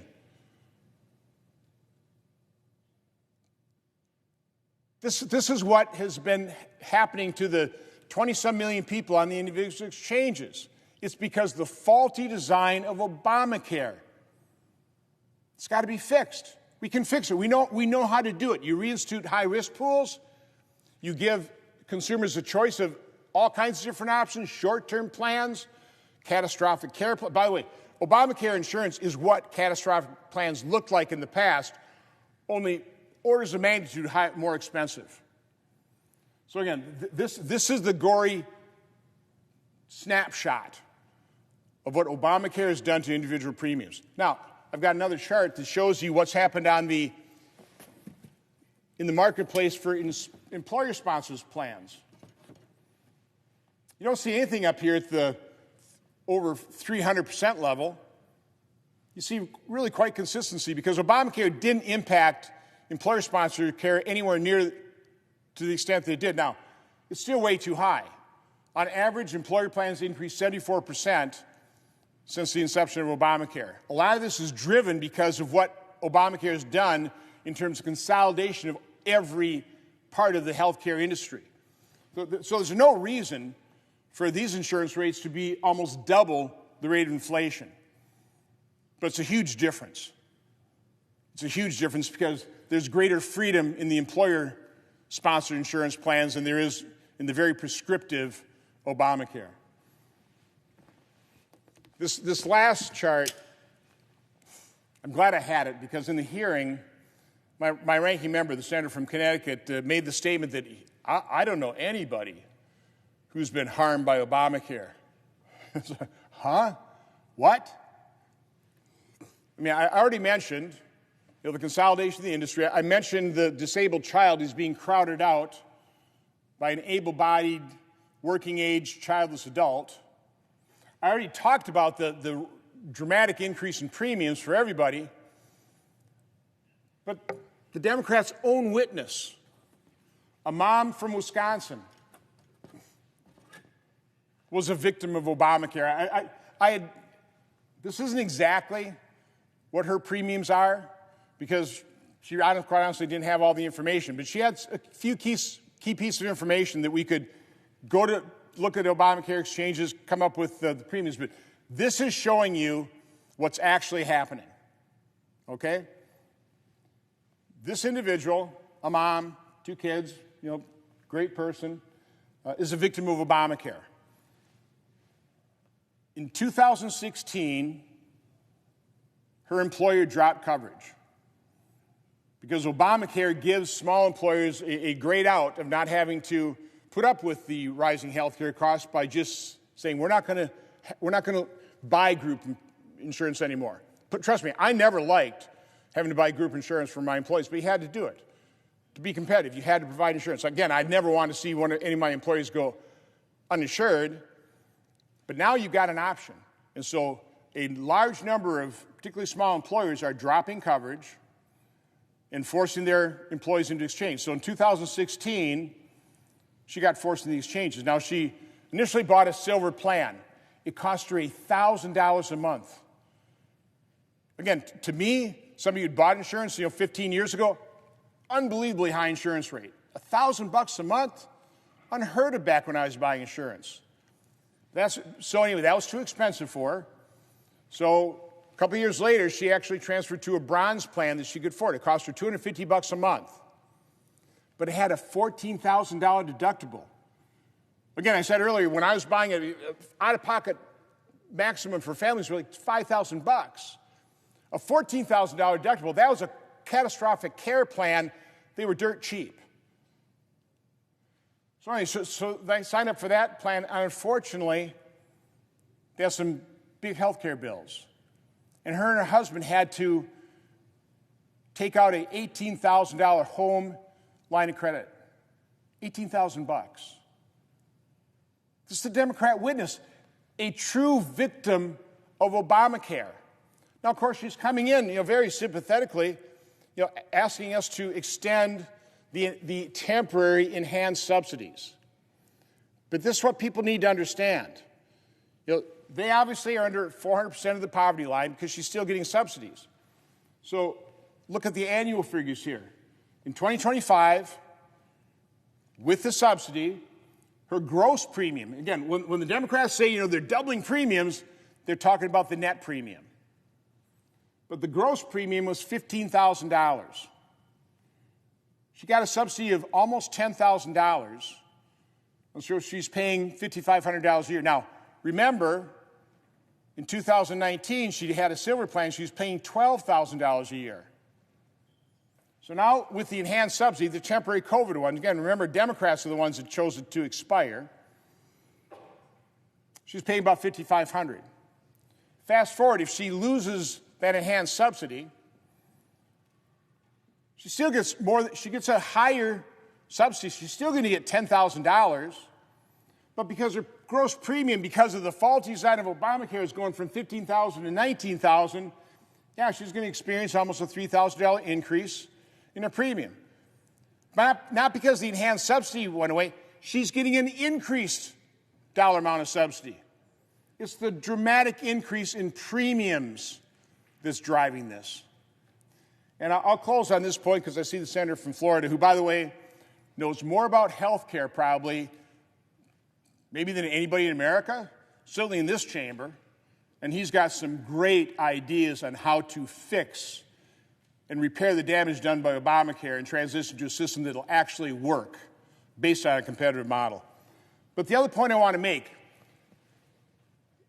because of their rhetoric, because of their demagoguery, Democrats are pretty well, I think, scared. Of course, that's their tactic, right? Let's scaremonger. Scared Americans into believing that everybody's premiums are going to double and triple. First of all, we're talking about the Obamacare exchanges, which they say they've got about 24 million people, but because of the no premium policies with these enhanced subsidies, there's probably about 6 million people with phantom plans. They don't even know they have coverage. Unscrupulous agents have signed them up. They get the commission. The premium goes right to the insurance company. They're none the wiser, and they make no claims. So we've gone from, I think, 4 million no-claim policies on the exchanges to 12 million. So obviously there are a lot of phantom policies there. But the point I wanted to make is out of the whatever the number is, it's really not 24 million. It's probably under 20 million, but I'll use that as a figure. Of the supposedly 24 million people on the Obamacare exchanges, almost 22 million are going to continue to get their subsidy. They're under 400% of the poverty line. You got about 1.6 that we know are over 400%. Their subsidy is going away. So if they were at 15 and going up to 19, instead of paying, they're going to have to pay $19,000. Those people I have a great deal of sympathy for. They were kind of duped into thinking that they could retire early. And now they're getting the rug pulled out from under them because the Democrats chose this plan, and now it's expiring. So I've got some ideas. I've actually shared them with our finance chair. I've shared them with Senator Scott. I'm not going to talk about them now because we need to open up the government first. But personally, I'm sympathetic with those. But we don't need to spend $20, $30 billion to address that small slice of the American population whose subsidies totally go away. The main point, and then I'll turn it over to the senator from Florida, my main point is almost 22 million Americans on the exchanges will continue to get subsidies, and because insurance rates are going, those subsidies on an annual basis are going to increase. They're not even going to decrease. The dollar amount will be increasing for most of those 22 million Americans. They're going to go back to the way Obamacare was originally designed. So if they can't afford the health care, based on going back to the way Obamacare was originally designed, it's not because the enhanced subsidy is going away. It's because of the way Obamacare was originally designed. It's failed miserably. It's damaged millions of people. And I am happy to sit down with the other side if they're willing to acknowledge the truth, admit they've got a problem, define the problem properly, do a root cause analysis, and actually enact reforms that will lower or certainly keep in check the cost of health care. With that, Mr. President, I yield the floor.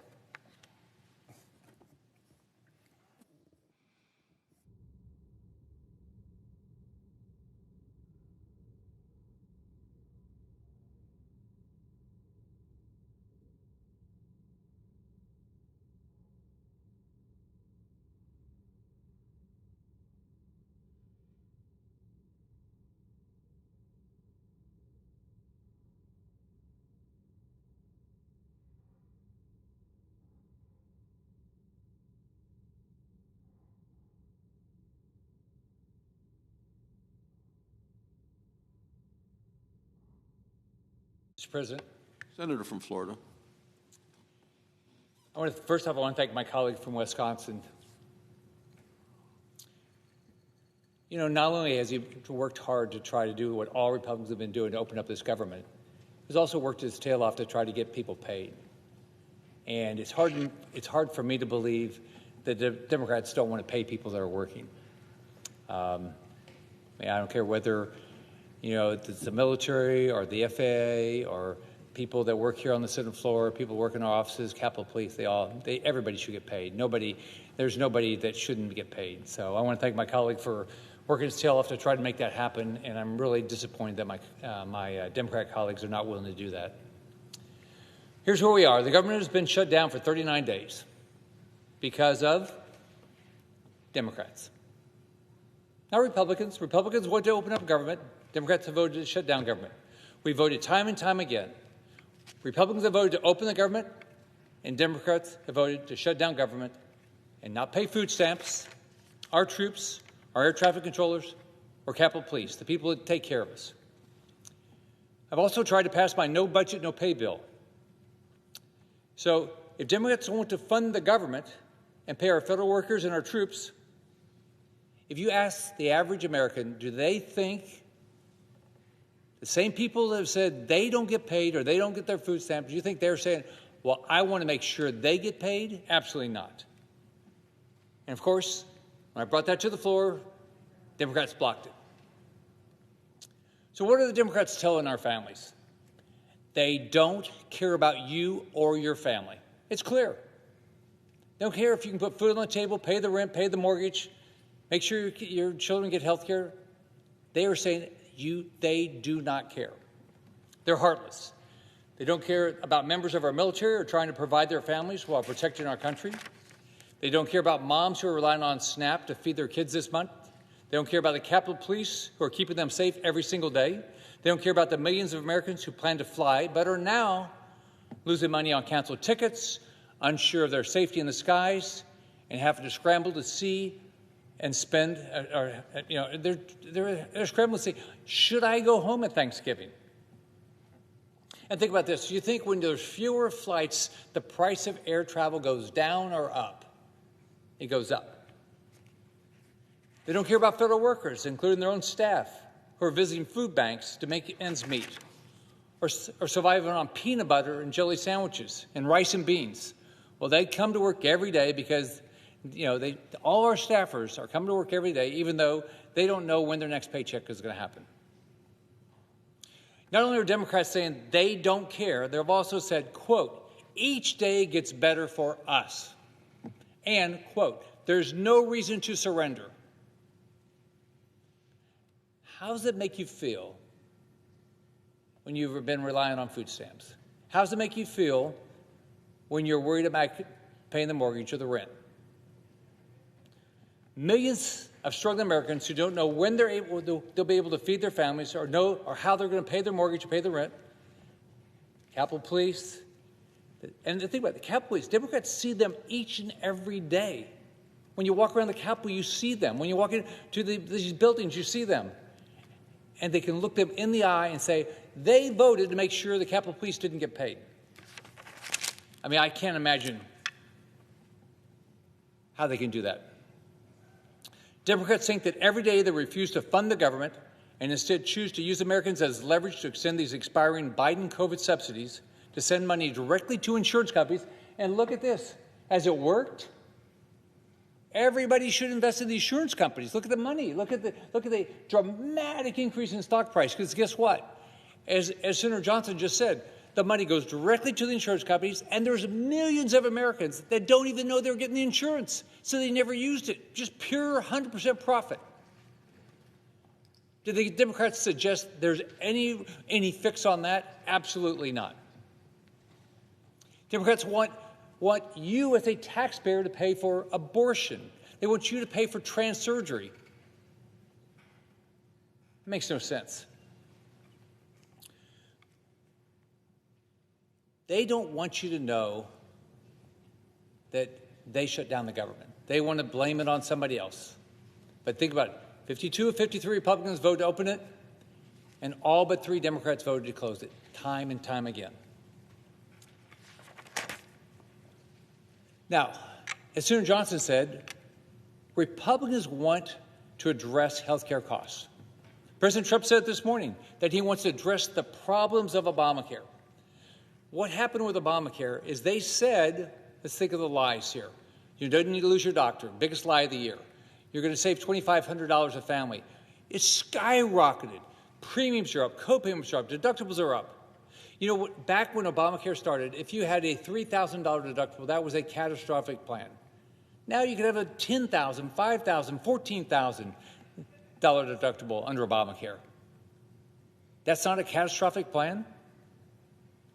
Well, President Trump said this morning he wants to address the problems of Obamacare and stop sending massive checks to insurance companies and give the money directly to Americans. He said, I'm recommending to Senate Republicans that the hundreds of billions of dollars currently being sent to money-sucking insurance companies in order to save the bad health care provided by Obamacare be sent directly to the people so that they can purchase their own much better health care. Now, think about this. When you're raising kids, the money they make, do they spend better than the money you give them? You better believe it. If we gave the money directly to the consumer that needs health care, do you think they'll spend it better than the government will spend it? You better believe they will. And maybe they'll have money left over. If we want to fix Obamacare, we've got to give the money directly to the person and let them buy the health care. So if you're going to get a health care subsidy under Obamacare, right, you should get the money yourself in an HSA and then let you buy what you want. The government shouldn't tell you what insurance you have to buy. If their idea was so good, why did the cost go up so much? It hasn't worked. So what he said, in other words, take from the big bad insurance companies, give it to the people, and terminate per dollar spent the worst healthcare system anywhere in the world, Obamacare. I've got a plan to do just that. It will bring down the costs. It'll give you more freedom. Instead, Democrats are fighting to keep these Biden bonus credits to try. What did they do in the first place? They did it to mask the cost of Obamacare. Obamacare costs are skyrocketing, and they said, gosh, we don't want people to know that. So we're going to give you a whole bunch of money, and so you won't even know what it costs. And to make sure you didn't know what it cost, they sent the money directly to an insurance company. And there's massive fraud. So here's all you had to do. If you wanted to make money off the system, you just had to know somebody's name, birth date, address, and maybe telephone number, and you could sign them up. You an agent, you got paid. Insurance company got the money. You might not even know you got it. There's somewhere between 4 and 6 million Americans that didn't even know they were getting this. Money's just going directly to the insurance companies. And guess what? The Democrats want to keep that going. Massive fraud with your tax dollars and keep it going. They want to keep this abuse going instead of fixing the root problem, the rising cost of health care. It's all caused by Obamacare. When the government gets involved in things, they often go up in price. If Democrats actually cared about the health of American families, they come to the table with a sane proposal. Instead, they want to keep wasting dollars by sending it directly to the insurance companies who are engaging in fraud to inflate their bottom line. There are parents right now who don't know how they're going to be able to feed their kids. But guess what? I grew up in a poor family. I watched my mom struggle to put food on the table. I remember when there was a farmer's market, when they were going to throw away the food, she would ask them for that food to be able to feed us. You know what? That's going on across the country. Under the food stamp program, that shouldn't be happening in our country. But because of the Democrats' decision to shut down this government and make sure that people don't get their food stamps, that's going on. I just think about the struggles my mom went through, and why would the Democrats would want to put moms and dads through that struggle today? That's exactly what they're doing.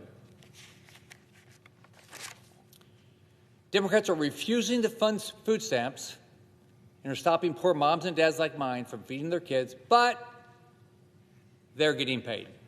Let's remember this. All the problems are being caused, they still get paid. Now, Democrats promised to keep the government shut down and these essential programs shuttered until, quote, planes were falling out of the sky. Can you imagine saying that? Unfortunately, each day we're getting dangerously closer to Democrats getting exactly that wish. Air traffic controllers are calling in sick so they can instead work at jobs where they get paid. Think about this. They're having to not come in because they're not getting paid and taking jobs like with Uber to get paid so they can put food on the table. So we're making an already very stressful job more stressful. And Americans are paying the price both financially and with their safety. Now, Secretary Sean Duffy could see the stress in the system, and so he started to reduce the number of flights. What he's done so far, I think it will mean 500,000 Americans will have their flights canceled each and every day. Think of that. So think about it. You might be going to a funeral. You might be going to a wedding. You might be going to see a sick grandparent. You might be coming to see the birth of a new baby, and your flight just got canceled. So, and think about this again. If there's fewer flights, the prices will probably go up. Now, right now, millions of Americans are watching us wondering if they're going to have to cancel their plans to fly somewhere on vacation or home, see their loved ones for Thanksgiving. People are wondering if it's going to be safe to put their grandkids on a plane. They're wondering if their tickets are going to get canceled or have to pay more to cover changes to hotel rooms, longer stays at the airport, car reservations. Americans don't get it. Why do Democrats not want to open up government and vote to put the American people first? Now, look, we can have a policy conversation, but why would you shut down government over that? So think about what my personal belief is. The Democrats will come up with some reason to shut down government under Trump. They did it in the first term. It didn't happen under Biden's term. Republicans didn't shut down government. And the bill that we're talking about is the Biden budget. I didn't vote for it. I don't like it, but I'm not shutting down government over it. Now, I remember when I was a young sailor in the Navy. I was a radarman. I got married at 19. My wife clearly married me for my money. I was making $332 a month. Our rent cost $250. She was making, I think, $75 a week as a legal secretary. So if we didn't get paid for over a month, which is where our military is going to be, how would I pay the rent? Do you think the landlord cares about my problems? You think the grocery store said, "Oh, we're worried about you, sailor, young sailor. We'll give you some food"? No. We have maybe $25 in savings. Most people live paycheck to paycheck in this country, especially young sailors. I can't imagine how Democrats can see young military families like mine and keep choosing to deprive them of their salaries with a clear conscience. Many of these Americans now going without a paycheck are young families who are just starting out. Just think about it. When you start out, you live paycheck to paycheck. You probably get a mortgage that's too big. You're optimistic, you think you can do this, and then all of a sudden, poof, your income just completely goes away. They would never have imagined that Democrats would have made the decision that they didn't get paid. These young sailors, They want to serve their country, give their kids a roof over their heads, and offer them the opportunity to thrive. And Democrats are denying them this and putting their futures in jeopardy. But they get paid. Oh, one of them said, I have a mortgage. One of the Democrat senators said, I have a mortgage. How many other Americans have a mortgage? But they don't care. Food banks in my state are strained. I was talking to a friend in Tampa yesterday, and the lines were unbelievable at the food banks to get some food. These are both families that have relied on food stamps, and they're federal workers that need to get paid and miss their paychecks. I think it's the same everywhere I've talked to around the country. Some food banks in Florida are reporting a 300% increase of families seeking help since Democrats first shut down the government. Last Sunday when I was home, the church, we support a food bank, and so the church said, one, will you bring in, more food? And they wanted basic necessities. And they also raised money to try to buy more food. One TSA agent working in Miami visited a local food bank and described how her family was scraping by, not knowing when her next paycheck was coming, and she said it's demoralizing, and it was getting pretty bad.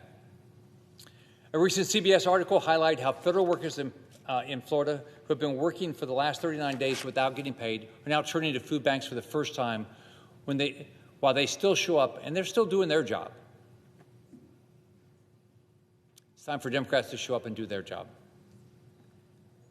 I just don't get it. How can Democrats not care? The American public should be outraged.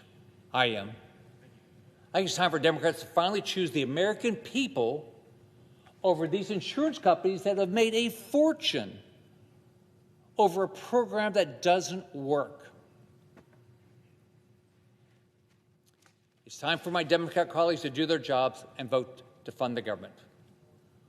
Now, we should have a conversation about how do we fix Obamacare. Republicans didn't create Obamacare, Democrats created Obamacare. And remember, you're supposed to keep your doctor, lie. You're supposed to keep your plan, lie.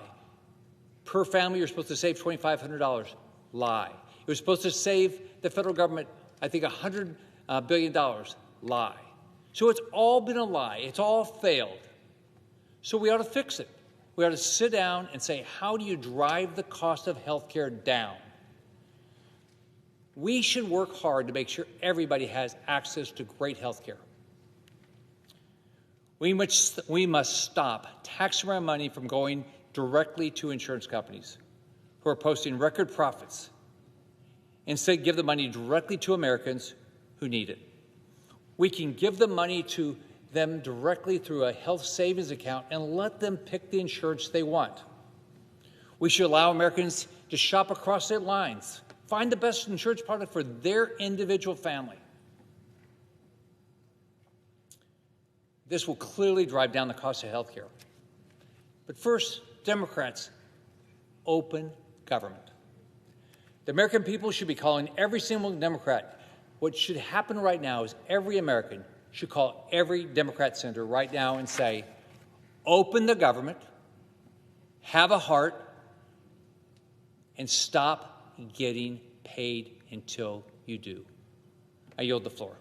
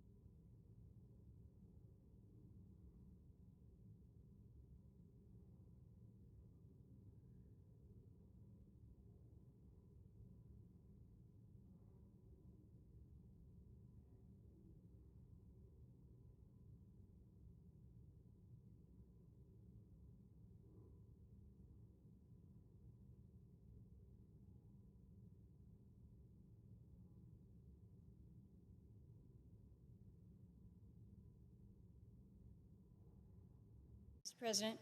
Senator from Alaska. Mr. President, I know that we're getting ready to wrap the day here on this Saturday, and I just wanted to take just a couple minutes.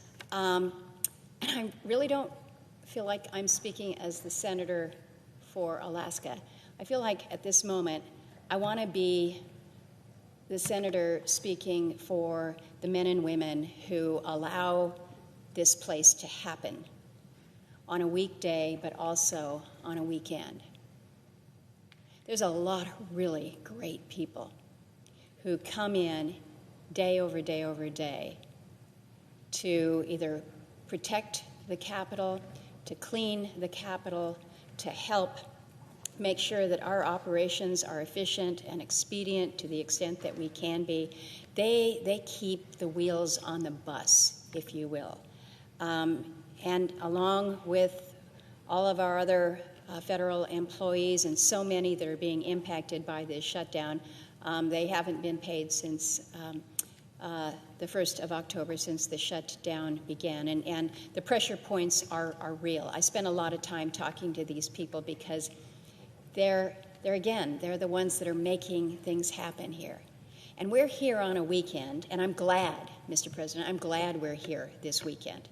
I didn't want to be here last weekend, but I said, until the government is open, we should be here doing our jobs. And so I'm glad that we're here. But I also recognize that this is not business as usual. This is not ordinary times. This is a Saturday. It's a beautiful day in Washington, D.C. right now. And we have asked those who are our stenographers, those who are doing the photocopying, those who are outside guarding the doors to this entrance, we have asked everybody to be here. We've asked everybody to be here. The Capitol building, the doors that are open this weekend, almost identical to what we would be doing on a Monday, Tuesday, Wednesday, Thursday, Friday. The doorkeepers who are outside, same schedule as usual. The employee assistance program, same schedule as usual. The food services, a little bit pared down, but outside of some different hours, schedule as usual. The ID office. Do we really need to have the people who work at the Senate ID office here on a Saturday and a Sunday? The media galleries, the parking operations, the photographic services. Do we really need to have the Senate photographers coming in? Those people who have kids who they don't get to see during the week, we're now asking them to come in, be on standby here during the weekend, drive 45 minutes to come in. Printing and graphics, we need charts. Well, those folks are all still here at the Senate Post Office, Senate Recording Studio. Mr. President, I care about the people who allow our operations to function, and I don't want us to grind them down. And so I'm asking that our Sergeant at Arms, along with those who have the oversight, it's the Senate Committee on Rules and Administration, I'm asking them to take a look at this list and to make sure that we are treating the people who stand by us with the degree of respect that they deserve during a really difficult time. We need to get the shutdown over, behind us yesterday, but in the meantime, let's think about those who are here. And with that, Mr. President, I yield the floor.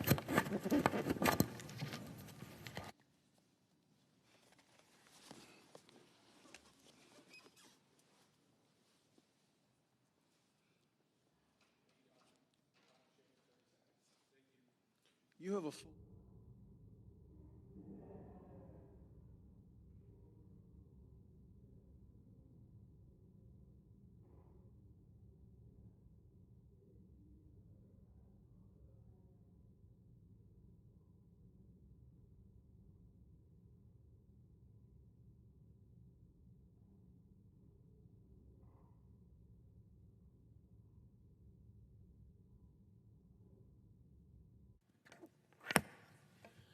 Madam President. Majority Whip. Well, Madam President, first let me thank you for the wonderful remarks you just made on the floor, and I would hope that our Democratic colleagues were listening and would follow the advice that you've given. I think it's a good lesson in leadership, and one that I think that we all believe would be best if it were followed by all of America. Thank you very much, Madam President. Madam President, I ask unanimous consent that when the Senate completes its business today, it stand adjourned until 1:30 p.m. on Sunday, November 9th, that following the prayer and the pledge, the journal of proceedings be approved to date, the morning hour be deemed expired, the time for the two leaders be reserved for their use later in the day, and the Senate be in a period of morning business, with senators permitted to speak therein for up to 10 minutes each. Without objection. If there is no further business to come before the Senate, I ask that it stand adjourned under the previous order. The Senate stands adjourned until 1:30 tomorrow, Sunday.